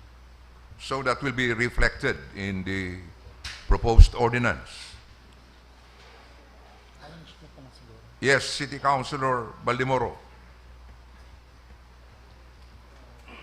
Mr. Chair, on the query of the Honorable Rosales pertaining to the monthly testing of water, the procedure is the water refilling station will purchase a bottle at MNWD costing 300 pesos. So ito pong bote, itatao sa sanitary division kung sa tuyang City Health Office, and the sanitary personnel will proceed to the water station to get a sample of water. So the fees that will be paid by the water station is to be paid at MNWD, not on the personnel of the City Health Office. Ito po yung ginigibo monthly. However, Mr. Chair, there is also a testing, hindi ko lang alam kung ano, testing that conducted annually, conducted by a private testing laboratory, and iyo po yan itong pagsasabi ni Councilor Rosales na ang payment is through our City Health personnel. So, dahil sinda itong nagko-kolekta kadtong sample, sinda din itong nagdadara kadtong sample to the water testing laboratory. So, in other words, we won't follow that scheme now. I don't know, Mr. Chair, kung ano magiging procedure, but then mayo po kaya kita dati, if my recollection serves me right, may dati na kitang pig-propose kadto, authored by then the Honorable Ranyola, na magkaigwa kita ng water testing laboratory. Kailang da ito na pursue. So, sa ngunyan po, itong water testing, pigkakandak by a private company. So, given all the comments, what is your final say? The principal proponent, City Yes, Councilor Mr. Chair, Albius. taking into consideration the information given, we can add in the proposed ordinance that collection of samples by the sanitary inspectors shall be made, and an order for payment shall be given directly to the private laboratory testing center. Okay, reaction from City Councilor Baldimoro. Yes, ito po yan, Mr. Chair, pertaining to the annual testing. How about itong monthly water testing? My query is, obligado ba to conduct a monthly, or data ba pwedeng ibuhon by month? I mean once in every 2 months or quarterly? Dahil, Mr. Chair, the number of water refilling station in the city, dakol na siya, and our personnel is very limited. Mag-igwa na lang ng 30 water refilling station. So, kung monthly ang pag-conduct ng water testing, yun na lang yan ang mauubos na oras kang sa tuya mga personahe. So, my query is, obligado ba na monthly or pwede mag-ibon quarterly? Reaction, Councilor Doc Albius. Yes, Mr. Chair, nakalagtab isa sa DOH Administrative Order Number 2017-010 or the Philippine National Standards for Drinking Water of 2017 na monthly ang sampling. Pero bago po kayo makuha ang sanitary inspector, ang masubmit po kang si water sample si business establishment naman sa laboratory. So bako man po ang sanitary inspector ang nagkakandak kayang monthly sampling. Nakandak lang po si daning surprise inspection ang sanitary inspector. But si monthly po, voluntary si pagdarakan si mga water establishments para magkaigo si daning records na 12 months water sampling. Voluntary, so it's not mandatory. Well, I mean, Mr. Chair, sinda po ang nadaraduman, kumbaga bako naman po ang nagtatrabaho kayo ng sanitary inspector. Dapat sinda mismo on their own. So in other words, we have a national provision stating to the effect that the water samples be made or be examined on a monthly basis. Yes, Mr. Chair, nakalag siya sa tabulation kang Administrative Order Number 2017-010. Yes, City Councilor Frank Mendoza. Thank you, Mr. Chair. Just a clarification, because we are talking now about monthly micro-examination, water examination. But under Item 4, Section 9, Number 4, Annex C, if you look at the table, actually it's not monthly for all. Ang iba, every other month. Madam Secretary, please flash the next page.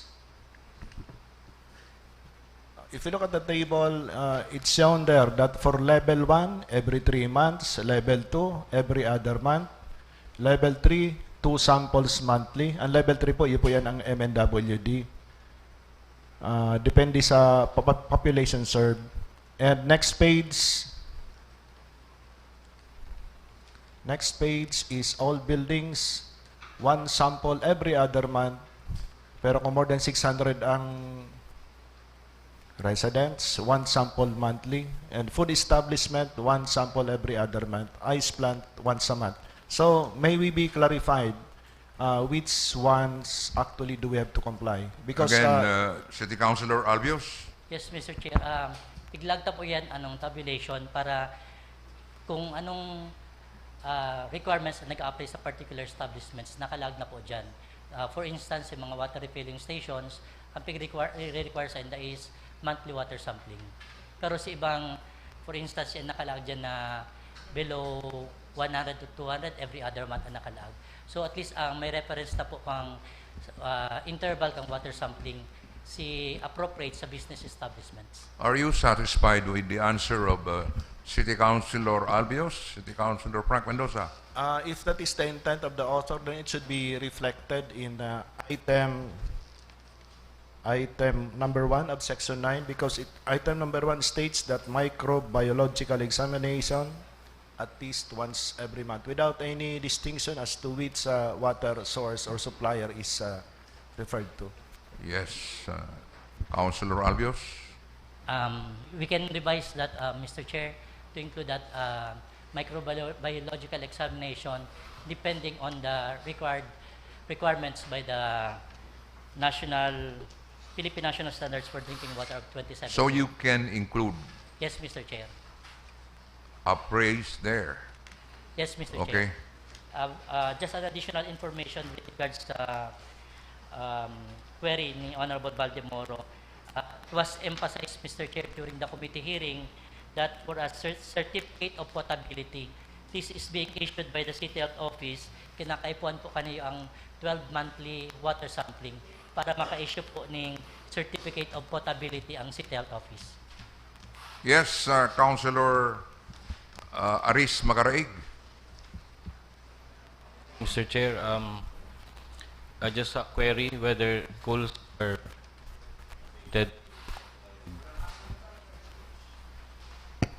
mandated to comply, schools, Mr. Chair. Yes, Councilor Albios. Yaon po siya duman sa coverage, Mr. Chair, sa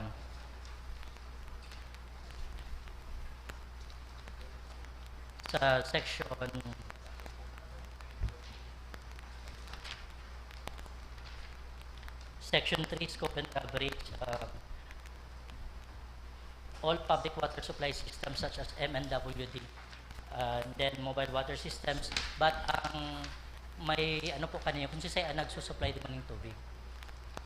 Usually po, ang mga schools sa Sangguniang baga ang prepare na drinking water, hari man siya sa mga water refilling station. Yes, Attorney Aris. Public schools such as Santa Cruz Elementary School, Mr. Chair, they will not buy from water refilling stations to provide it to their students. Realistically, also, Naga Central School will not offer a free potable drinking water dispenser to their students. What I mean to say is that these students drink direct from faucets. So our schools mandated to comply with this ordinance. All they are not selling water. The essence of the ordinance is to protect the public. So it is my position that they should be covered by this ordinance, Mr. Chair. Yes, Councilor Albios. Yes, as during the discussion, Mr. Chair, the water being supplied sa mga public schools and other schools, Mr. Chair, is coming from the Metro Naga Water and Metropolitan Naga Water District. And sinda po, monthly nagsasubmit man sinda kasi ng water quality test results sa City Health Office saka sa local Water Utilities Administration. So, yes, on a monthly basis, nagkakadak po ng So, in water other words, testing at the school level, they are also conducting tests. Mr. Chair.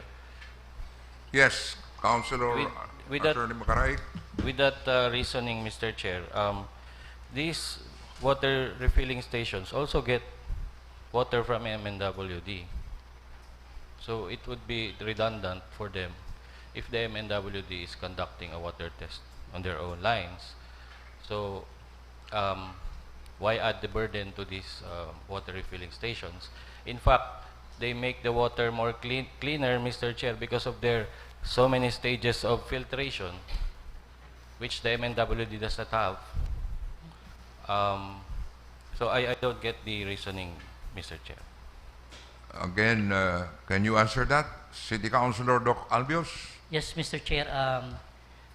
This proposed ordinance is primarily to provide guidelines sa operations ng mga water refilling stations because there are some water refilling stations na nagsusupply sa Naga na bako Naga-based. So we want to protect na si mga nag-operate within the jurisdiction of Naga City, ma-regulate si sa inang pag-supply ng tubig. The point of Councilor Attorney Macaraig is most of the refilling stations get their water from the Metro Naga Water District. So this proposed ordinance virtually gives them additional burden. Am I correct about my interpretation, Councilor Attorney Yes, Mr. Macaray? Chair. Yes, Mr. Chair. Although I join the objective of Honorable Councilor Albios in protecting the public health through this ordinance, but I am confused about why the reasoning for not requiring schools submitting monthly reports, examinations. Mas dakol pa po ang parabakal, quote-unquote, sa schools compared sa mga water refilling stations. Since mas dakol pong estudyante ang nag-inom tubig in volumes compared to a small water refilling station. But we are making more requirements for that small water refilling station compared to a public school, Mr. Chair. Thank you, City Councilor Macaraig. Can you answer the question of City Councilor Macaraig, City Councilor Albios? Yes, Mr. Chair. Water refilling stations are under the jurisdiction of the Department of Health because when they apply for permits, they are required to register with the Department of Health and in such, they are governed by DOH Administrative Order 2017-010, which is the Philippine National Standards for Drinking Water of 2017. So dahil man po sila makakapag-operate pag mayong permit tali sa DOH and pigahanapan ng monthly water sampling pag ma-renew na din. Okay, thank you. City Councilor Frank Mendoza. Thank you, Mr. Chair. Just to add to the discussion, the reason that water refilling station are required to get clean bill of health from the city health office is that a certificate of potability or certificate of compliance? Potability. Potability. The reason, Mr. Chair, is that we are checking not only the quality of the water but also the compliance to sanitation regulation of the water refilling station. So dua pang hinihiling dyan, number one, si microbiological kang water, and number two, si chemical, number three, ito pong sanitation condition kang facility itself.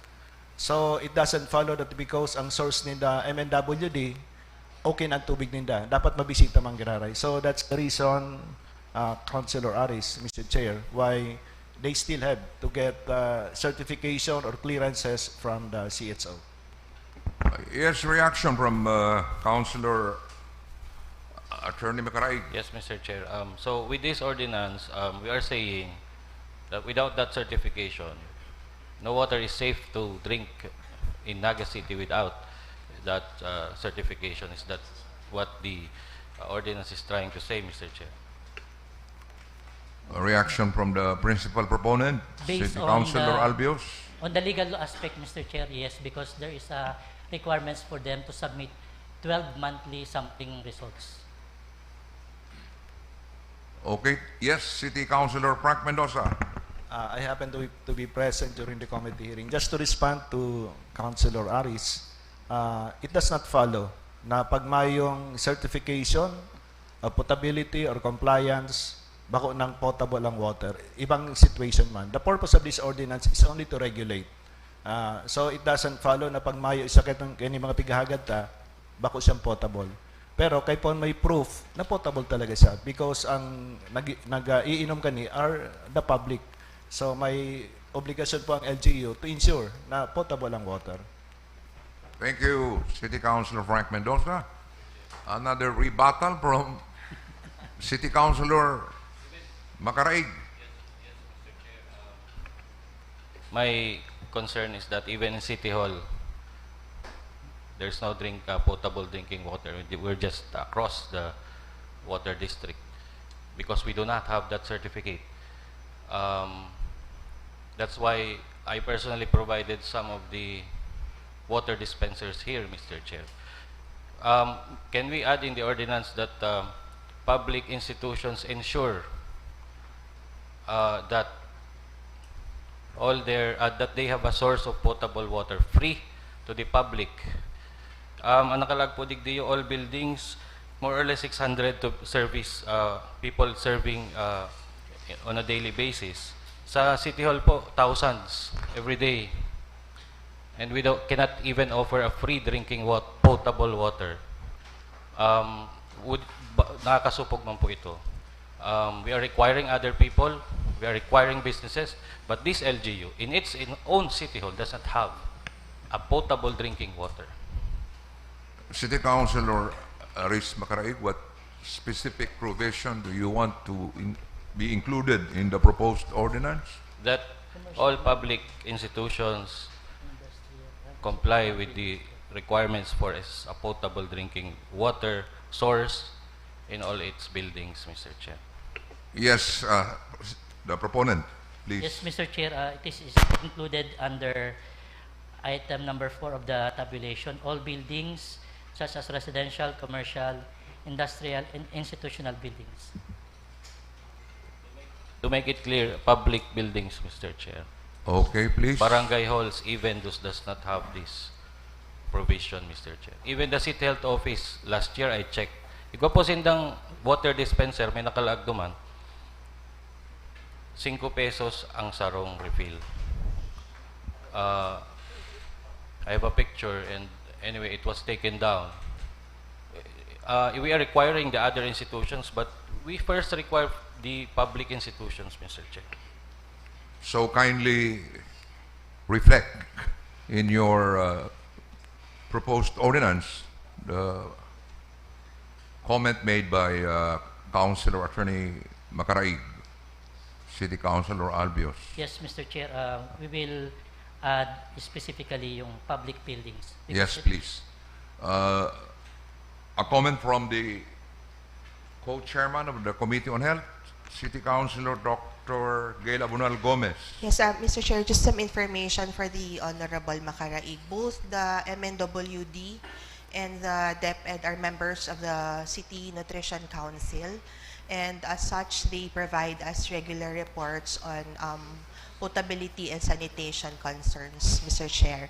At the same time, if there are reports concerning households which would require assistance from them, the city also refers to both to the MNWD, Mr. Chair. Thank you, City Councilor Dr. Gail Abunal Gomez. Again, City Councilor Attorney Macaraig. Yes, Mr. Chair. Then they should certify also, Mr. Chair, in black and white, that the water here in the City Hall is potable. If they cannot do that, then talk is cheap, Mr. Chair. Certify that monthly that water here in City Hall is potable, Mr. Chair. Okay, anyway, I think the principal proponent is more than willing to reflect in his proposed ordinance the suggestions made by City Councilor Attorney Macaraig. Yes, Mr. Chair. Okay. City Councilor Frank Mendoza. Thank you, Mr. Chair. There are matters which are in the realm of execution. We are now discussing policy. So itong mga bagay-bagay na may problema, sa ko sa execution na yan. At our level, at this time, we're just discussing the ordinance. It's a specific provision. If I may, with the indulgence of the author, what is under Section 7I, there is a reference on certified water sampler. Is this different from the sanitary inspector, or is this the same person? City Councilor Arbius.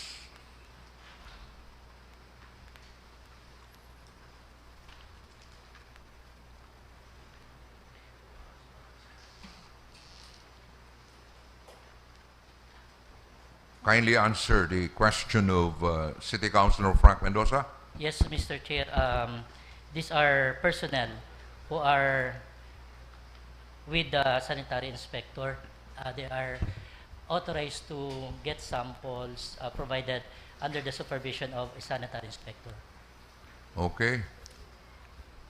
Yes, City Councilor Frank Mendoza. With that, Mr. Chair, maybe we can include a definition of certified water sampler, because under this section, they are given authority. So dapat siguro ibalid naman sa definition of terms who are these certified water sampler. Likewise, Mr. Chair, under section 10, second paragraph. So, City Councilor Albios, have you noted the comment of City Councilor Frank Mendoza? Yes, Mr. Chair. Okay. If I may continue, Mr. Chair. Yes, please. Under section 10, second paragraph, in the case of the Metropolitan Naga Water District, regular water quality test results are submitted to the City Health Office and the Local Water Utilities Administration. My proposal, Mr. Chair, if instead of R, it should be, shall be submitted to the City Health Office, period. We delete this matter on LUA.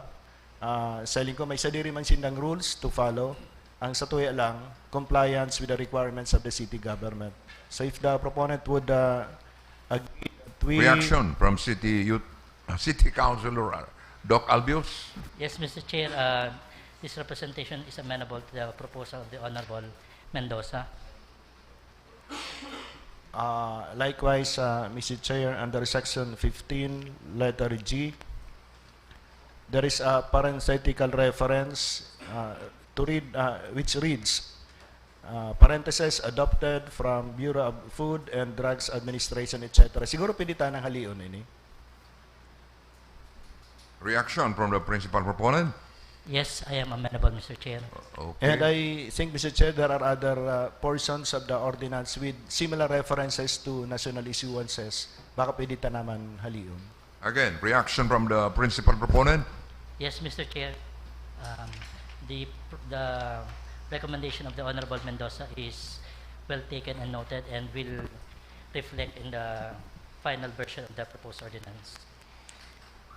And Mr. Chair, under Section 25, effectivity, it states here that this ordinance will take effect after publication or posting as required by law. Under the local government code, it should be end. So, siguro, or to end, Mr. Chair. Again, the principal proponent? Yes, Mr. Chair, this is well taken and noted. Thank you, Mr. Chair. Thank you, City Councilor Mendoza. Any other comment? Yes, City Councilor David Casper Nathan Serio. Question, Mr. Chair. What happens when a particular establishment or institution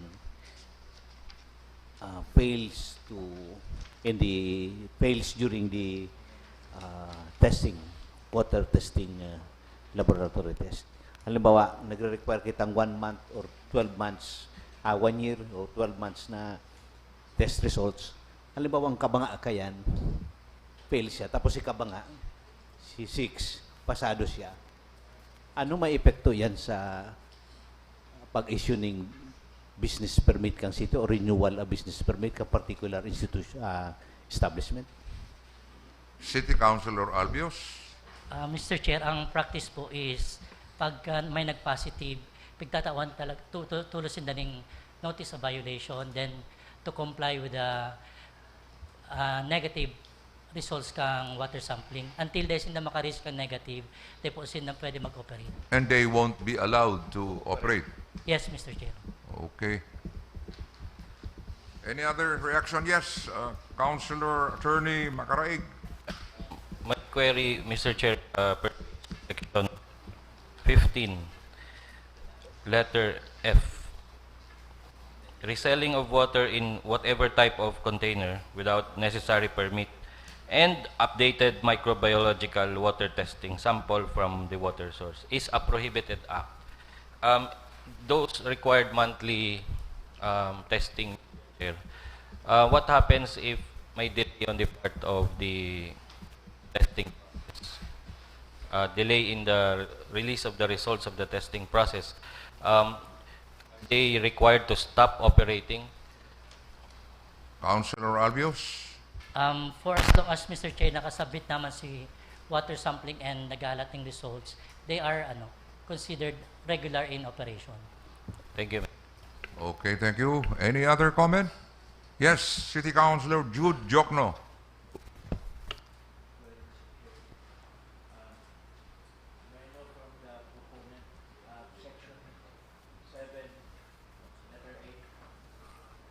Kindly do something with the sound system.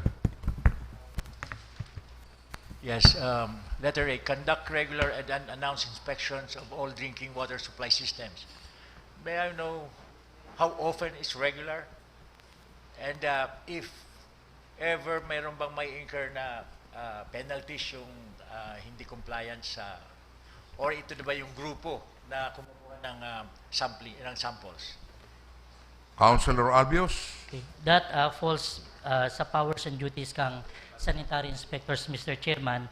So pagka igwang violation duman, right away na taoning notice of violation and naging discussion during the committee hearing, pag may notice of violation na, right away magkaigwa tulos ng show cause order para magkaigwa ng resolution si problema and then na maghaloy.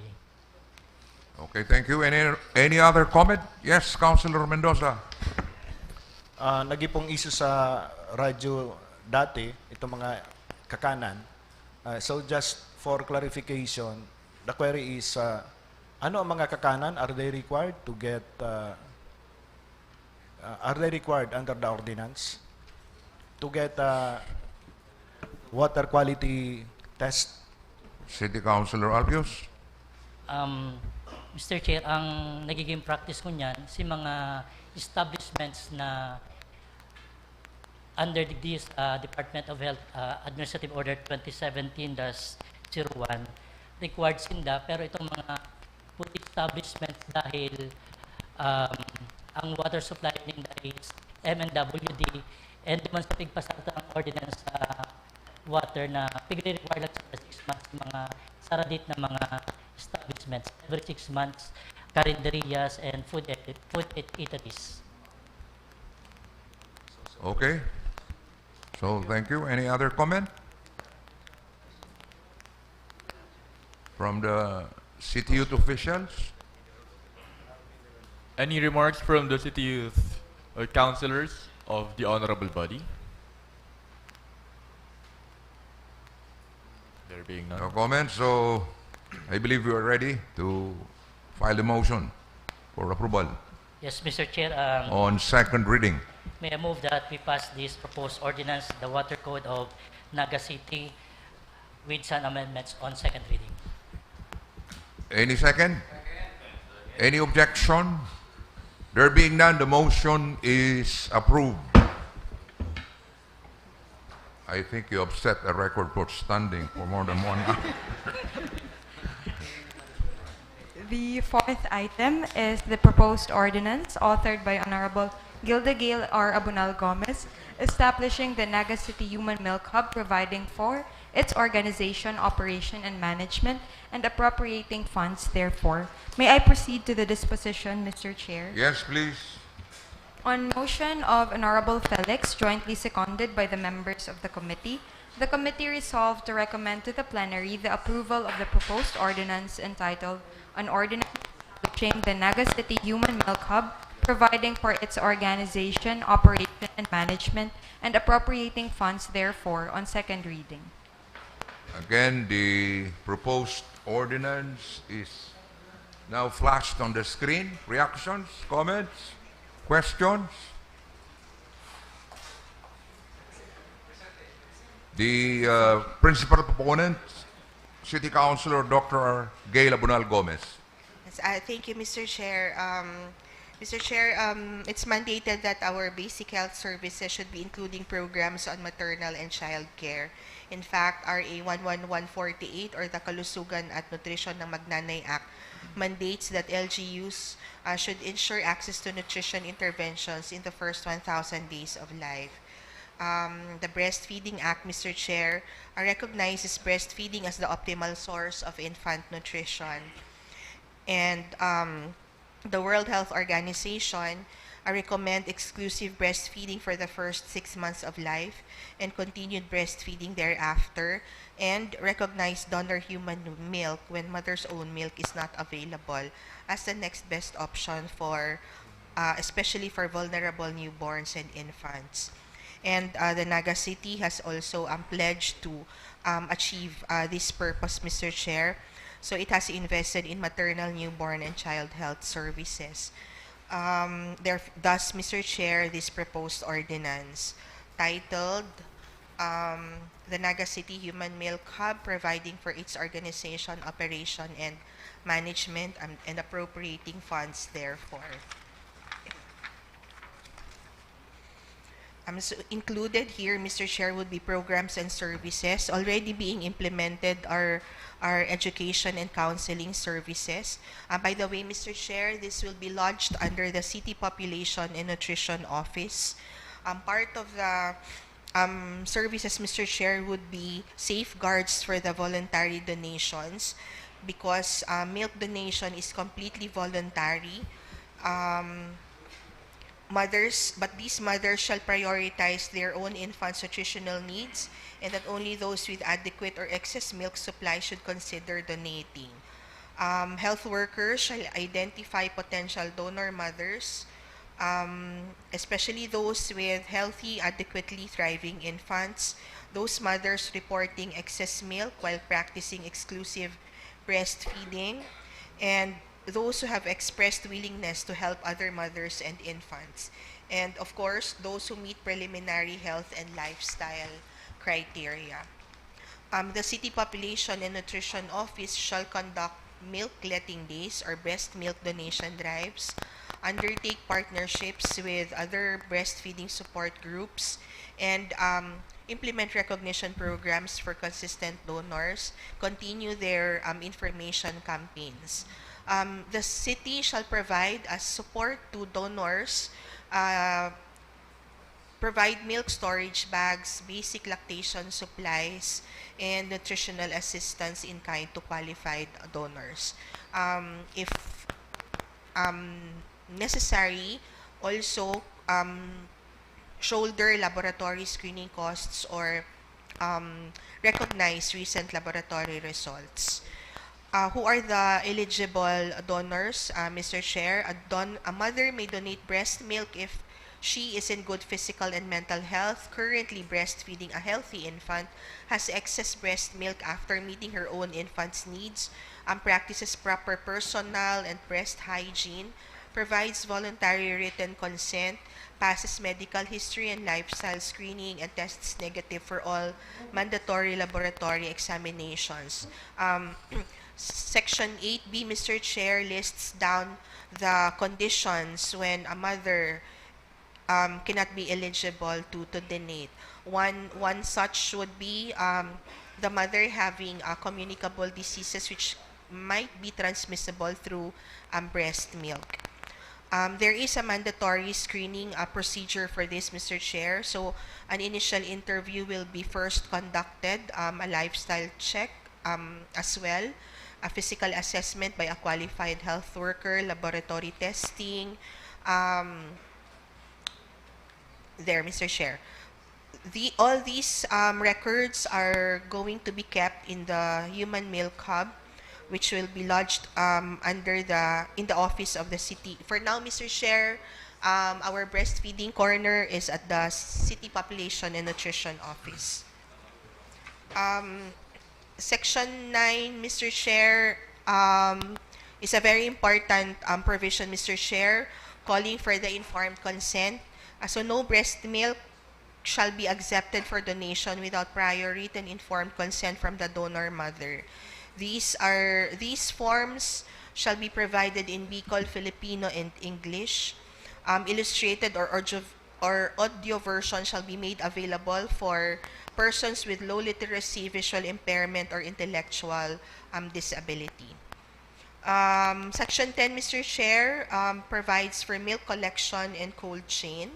So all human milk shall be expressed, collected, labeled, stored, and transported in a sanitary manner, just so that milk collection, Mr. Chair, shall be ensured to be safe in the process, Mr. Chair. Section 11, processing, pasteurization, quality control, and emergency protocol. So all milk received at the Naga City Human Milk Hub shall be logged, inspected, and subjected to pasteurization and microbiological testing in accordance to DOH standards. Only those that pass the safety test shall be released for use. And in times of public health emergency, the NCHMH may implement emergency protocols consistent again with DOH guidance and local risk management measures. Who are the priority recipients, Mr. Chair? Those mothers with preterm infants, low birth weight infants, sick infants in the neonatal intensive care unit, orphaned or abandoned infants, infants of mothers who are unable to breastfeed due to medical reasons, infants of solo parents, infants of parents with disability from indigenous cultural communities or indigenous peoples, infants of teenage mothers, infants in crisis situations as assessed by the CSWDO. Section 13, Mr. Chair, and Section 14 discusses ethical safeguards and confidentiality and data protection. The Section 15, Naga City Human Milk Hub shall be under the supervision of the CPNO under its breastfeeding program. The head is designated as the program head. each barangay, Mr. Chair, under Section 16 is asked to appoint a barangay milk hub focals coming from the barangay nutrition scholars. The following are prohibited acts and sanctions: sale or purchase of donated human milk, falsification or tampering, intentional breach of cold chain or safety protocols, unauthorized disclosure of personal and health information, and other act that compromises the safety or integrity of the program. Funding of these, Mr. Chair, will be under, it can be under the GOD Fund, Mr. Chair, and a technical working group will also be created for this purpose. Those are the salient points of the proposed ordinance, Mr. Chair. Thank you, City Councilor Dr. Gail Abunal Gomez. Any comment or reaction or question? Yes, City Councilor Sergio. Just clarification lang, Mr. Chair. Gutom na kaya ako. Ining proposed legislation na ini, supportive ako din dita. Pigmundag ako. Dahil ako para breastfeeding, may ngipon na ako pigmundag eh. So I'm supportive of this measure. Ang gusto ko lang maintindihan, taduman, pigmensionar, aki ng PWD. Pero kung ang PWD mismo, dakula man ang suso, dakul man gatas, pwede siya magdonar ng dugo. I mean, milk, breast milk. Yes, reaction from the principal proponent. Yes, yes, definitely, Mr. Chair. There are just certain conditions which will surface during the initial screening, Mr. Chair. Okay. And follow-up question? Yes, Mr. Chair. Pag-iisip ko, sa blood program, basta tama ang timbang mo, mayong height requirement, pwede ka magdonar. Digdig ka man height requirement, Councilor Gail? No height requirement, Mr. Okay, thank you. And regardless kang size kang breast. Does that matter, Mr. Chair? That's all, Mr. Chair. Thank you, City Councilor Nathan Serio. Yes, City Councilor Elmer Baldemoro. Thank you, Mr. Chair. May we know the composition of the technical working group? May I request there, Mr. Chair?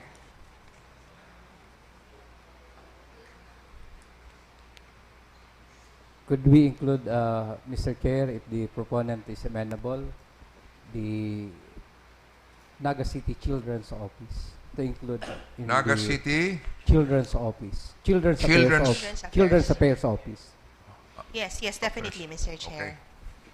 And another, Mr. Chair, may we know from the proponent kung isay po ang magastos on the mandatory screening? Yes, the principal proponent. Yes, Mr. Chair, based on the discussions, if the donor has the capacity to provide, to fund their own laboratory screening, then they will do so. If not, the LGU will will provide assistance. Thank you. Are you satisfied with the answer of City Councilor Dr. Gail Abunal Gomez? Could we include that, Mr. Chair, in the provision on mandatory screening? Okay, please. Mr. Principal Chair, proponent. Mr. Chair, I believe that's included in section 7, letter E, donor care support.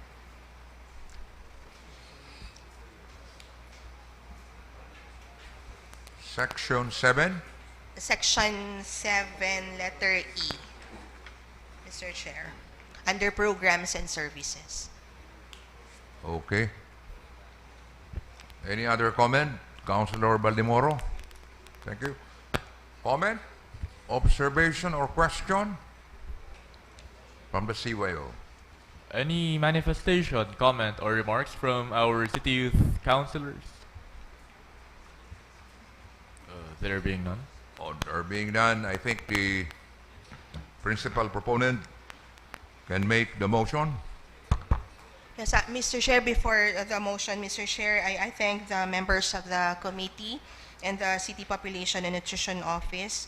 I also thank, Mr. Chair, the Cáceres Office for Women and Children Protection, Breastfeeding Bicolanas, Know Your Rights Philippines. All their comments have been consolidated by Father Yonans Vivar. Okay. Given that, Mr. Chair, may I now move for the approval of this proposed ordinance on second reading. Any second? Any objection? There being none, the motion is approved on second reading. The next item is the email sent last May 25, 2026 from Father Aristotle C.D., S.J., University President, LGU-Naga University, containing their comments and recommendations on the proposed ordinance establishing and institutionalizing the Nagayan Youth Heals Fellowship Program of Naga City. May I proceed to the disposition, Mr. Chair? Yes, please. The committee resolved to defer consideration of the matter, to refer the comments of Father Aristotle C.D. S.J., University President of LGU-Naga University, to the proponent for appropriate incorporation into the proposed ordinance. The committee shall await the revised version of the proposal before taking further action. So move, Mr. Chair. Any second? Any objection? There being none, the motion is approved. That ends the report. Thank you, Mr. Chair. Thank you very much, City Youth Councilor Calleja. Mr. Chair. Yes, Councilor Frank Mendoza. With the permission of the former City Youth Mayor, may I move that we have a recess? No. We can finish this. Oh. I think we can finish this in 5 minutes. New business, madali naman. Or referral na lang. Proceed to the next item, please. Under new business, item number 1 already disposed of. Item number 2 is the proposed business. ordinance authored by the Honorable Alan Riz Macaraig and her counterpart, Precious Chloe De Quiros, establishing the 330-300 green infra policy in the city of Naga. Committee Environment. on Environment and Land Use? And energy, Mr. And Chair. energy. Energy. Mr. Chairman, Yes, Councilor Rosales. just handed to me a while ago an urgent matter from the City Mayor's office. May I request that this be included under SBO? From the City Mayor's office? Marked as urgent. By all means, by all means. Mr. Chairman, this is a request for the passage of a resolution adopting 3 CDC Executive Committee resolutions. May we just request them to be flashed in front.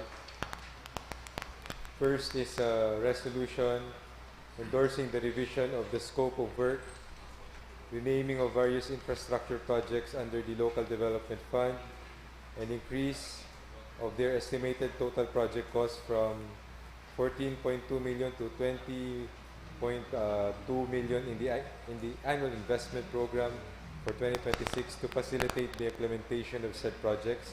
That's the first resolution, Mr. Chairman. The second is a resolution adopting and endorsing the CDRRMC resolution.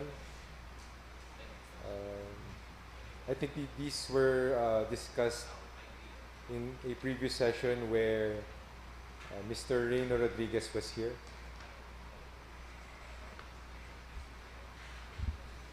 So that those resolutions or proposed resolutions will be under SBO I so move, Mr. Chairman. for the approval of the 2 resolutions. For the inclusion in the order of SBO. business. Okay. Any Then, second? Any objection? There being none, the motion is approved. And I so move, Mr. Chairman, on joint and collective motion for the approval of, for the passage of a resolution approving and adopting these 3 resolutions, Mr. Chairman. Any second comment, Councilor Mendoza? I would like to see the resolution on the LDRRMIP. But we can approve the other resolutions, Mr. Chair. Okay, so again, kindly make the motion, Councilor Rosales, for the first resolution. Yes, Mr. Chairman. The first resolution, as already stated, Mr. Chairman, can we just request it to be flashed?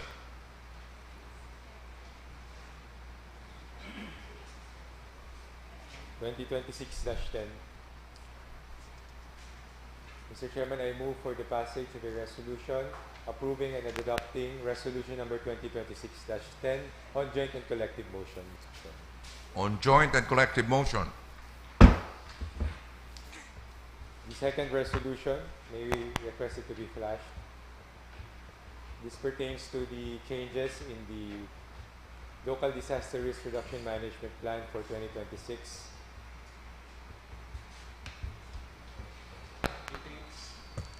Can we show the details, Mr. Chairman?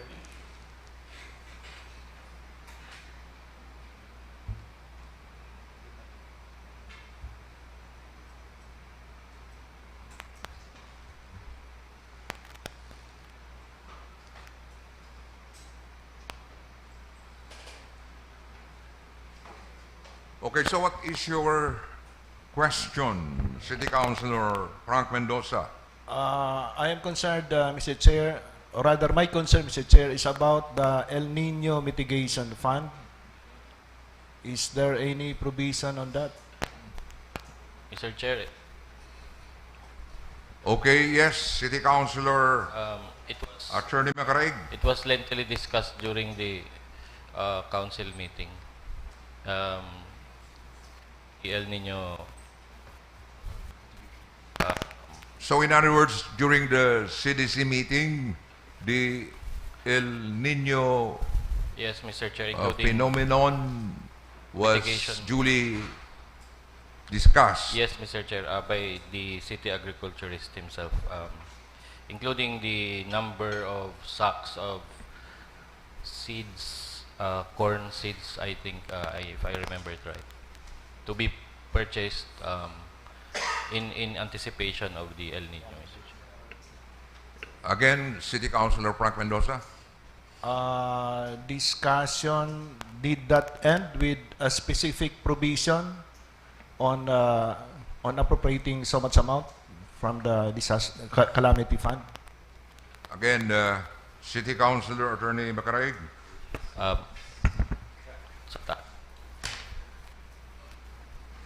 Wait.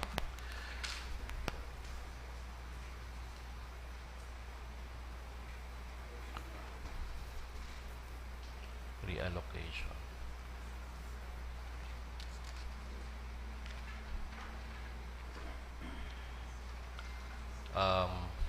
Stockpiling. Food packs, upgrade.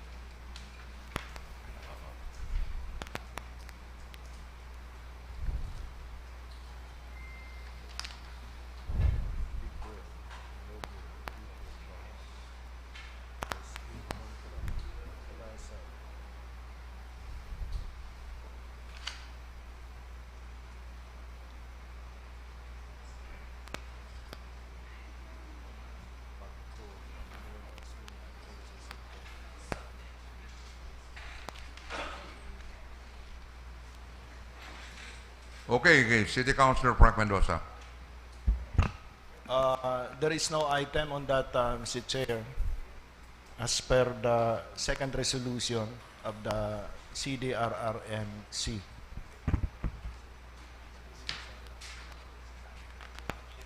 So what is your proposal? It's in, Mr. Chair. Yes, Councilor Attorney Macaraig. Can we flash CDRMC resolution number 003?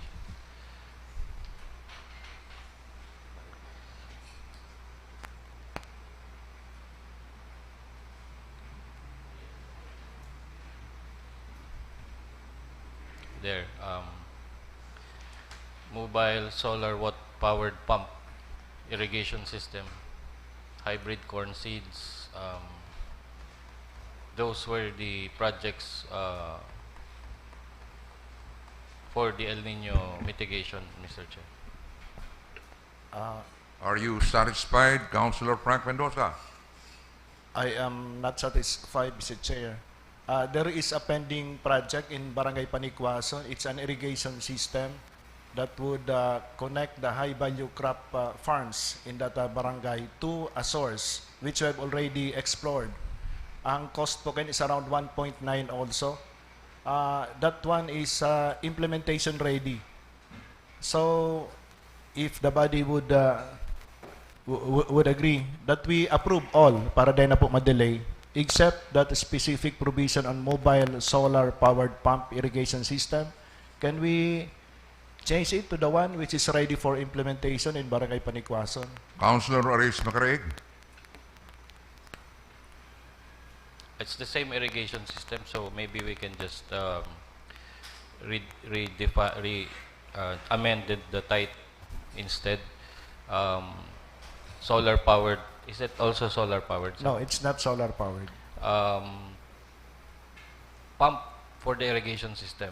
It's gravity from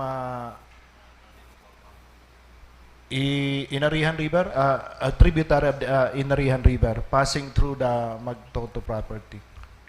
Maybe just irrigation system, Mr. Chair. Okay.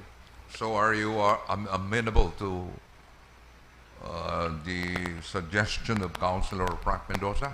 I am amenable that we only approve as per that item, irrigation system, Mr. Chair, but not specifically mobile solar powered pump, 21 units. Okay, so reaction just from irrigation Councilor system, Mendoza?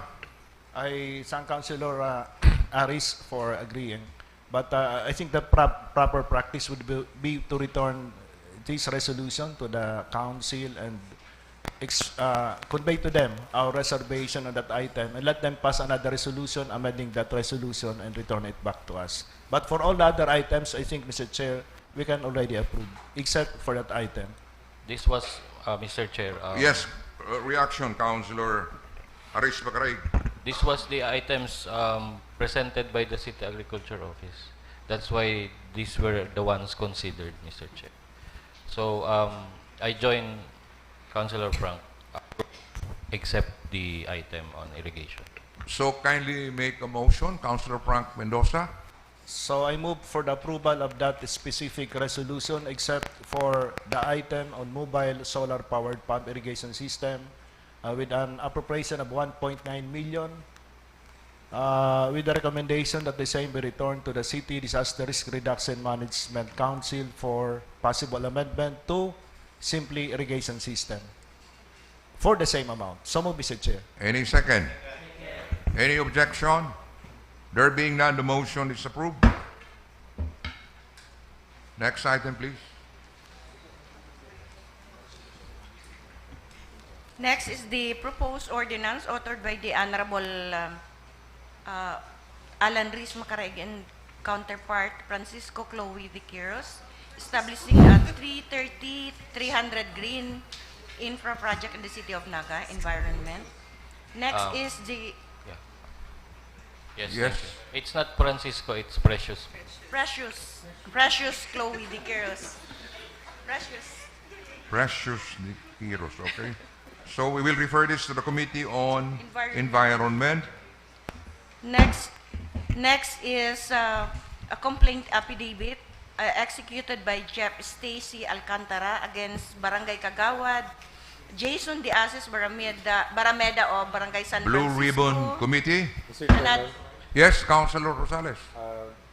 before referral to Blue Ribbon, Mr. Chairman, may we first, pursuant to our rules, furnish a copy of the complaint to the respondent and require the same respondent to submit his verified answer within 15 days upon receipt.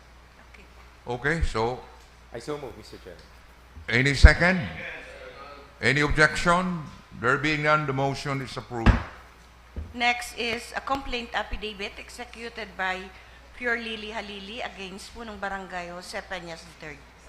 O So Barangay Del Same Rosario. manifestation, Mr. Chairman, and propose disposition. I so move for the... Any second? Any objection? There being none, the motion is approved. Next is a letter dated June 29 from Honorable Alan Riz Macaraig, transmitting the letter from the Solid Waste Management Office together with the proposed ordinance amending ordinance number 20-001-056. Committee on Environment. Next is a letter dated June 29 from Punong Barangay Ronald Lontok o Barangay Liwoton, transmitting Barangay Ordinance number 2, requiring owners, operators, or managers of boarding houses, apartment, Airbnb units. Committee on Laws and Ordinances. Next is the undated letter of Mr. Key Allen Lee of the Naga A&M Mahusay Trading, requesting exemption for their truck from the implementation of the Naga City Truck Ban Ordinance. Committee on Transport. A letter from Attorney Ohastro, City Legal Officer, addressed to the City Mayor containing his legal opinion and recommendation on the letter of appeal of Rafaelita Evangelista. Committee on Laws and Ordinances. Next is a letter dated July 1st from the Honorable Alan Riz Macaraig, requesting for the passage of a resolution inviting the Casoreco to management or representative and all concerned consumers and stakeholders for a public Committee hearing. on Public Utilities. Mr. Chair, Yes, Councilor Riz Macaraig. I am suggesting 4 committees in the letter. 4. Ways and Means, Committee on Environment and Energy, Public Utilities, and Consumer Welfare. Mr. Ways and Means, Consumer Welfare Consumer Welfare, and Protection. Committee on Environment, Energy, and Committee on Ways and Means, Mr. Chair. Okay, so we will refer this jointly to the 4 committees. The lead Three committee committees? is the committee headed by Honorable Councilor Albius. Mr. Chair. Public Utilities, Consumer Welfare. So how many committees? 4, Mr. Chair. 4 committees. Next item. Next copy of Barangay Ordinance number 02/2025 of the Sangguniang Barangay of Santa Cruz, amending the rules and regulation, the conduct and operations of Santa Cruz Pedicab Operators and Drivers Association. Public Utilities.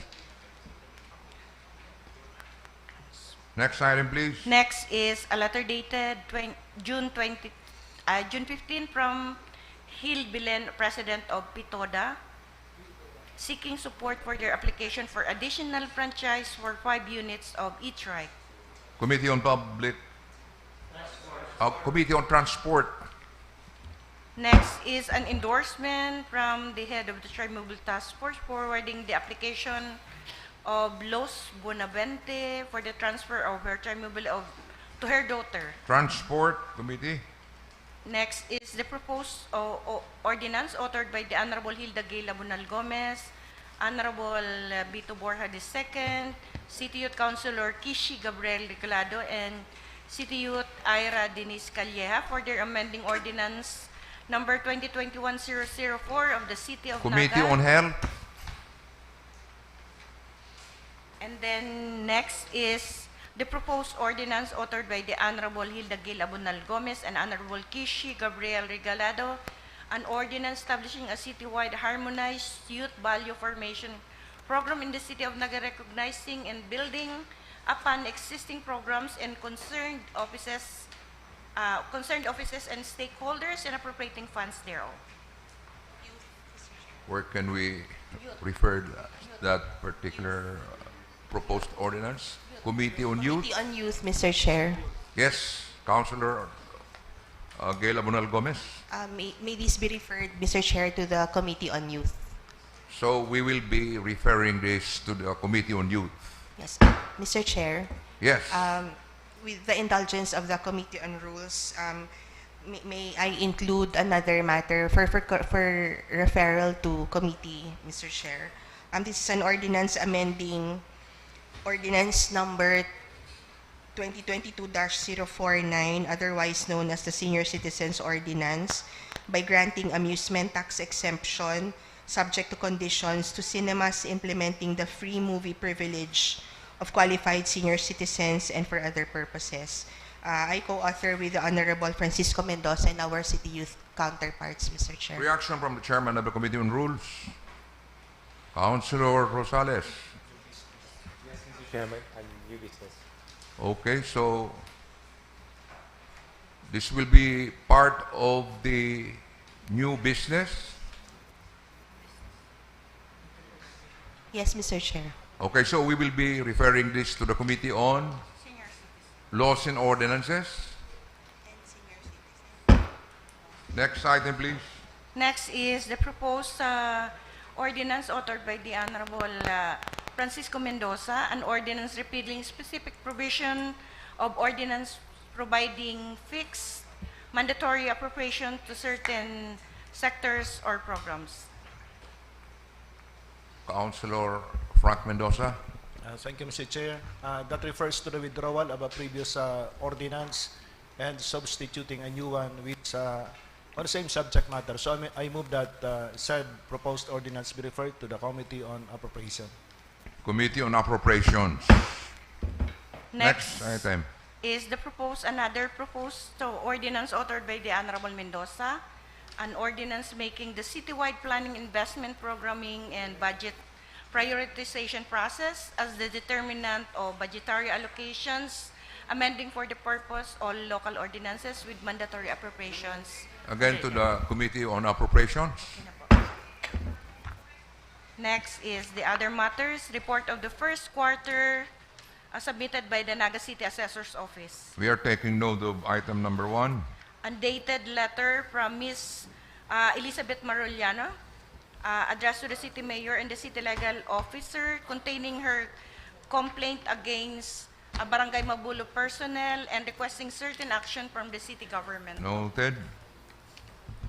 Next is an email dated June 23 from Jerome Ramos, founder and CEO of Softfield Technologies Incorporated, addressed to the City Mayor, presenting a smart city initiative designed to support the city government's digital transformation roadmap and commitment to good governance through the adoption of EDGE AI. Next is a letter dated June 30 from Punong Barangay Matias Largo, Felix Matias Largo Sr. of Barangay Santa Cruz, requesting for support for the funding of certain barangay priority infra projects. Noted. Next is a letter from Aren Maten Gramley, President and Chief Executive Officer of Pulture Press Philippines Corporation, providing a concept resolution pertaining to their projects in Naga City. Noted. Next is a letter dated June 15 from Daniel Marie Risa Culyangen, Deputy Executive Secretary of the Office of the President, Malacanang, Coffee Furnace de Sangguniang Panlungsod, pertaining to SP Resolution number 2026-394, requesting the immediate and full implementation Noted. of the Naga Airport Development Project. Next is an order issued in administrative case number SD 2026-003, Jane Pitalio Epili versus Barangay Kagawad, Eugene Norman Ribay for grave misconduct and acts. We take note of this item. Last is the letter of SK Chairman, SK Federation President Jepson, requesting for Yes, the City Councilor and SK Federation Chairman unofficial business. Jefferson Romeo Felix is attending the National West Philippine Sea Summit. My goodness. It's official. We take note of that. Next item, please. Next is the nominal voting. Councilor Attorney Rosales. Acknowledging City Youth Councilor, the Honorable Shane Olan Gonzalez for the next item. Thank you, Mr. Chair. I now move that all approved resolutions and ordinances be transferred to nominal voting and approve the same. So moved, Mr. Chair. Any second? Any objection? There being none, the motion is approved. Finally. Motion to adjourn, Mr. Chair. How's it again?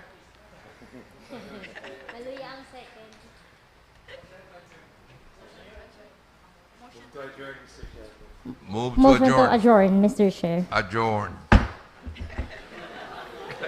I cannot understand.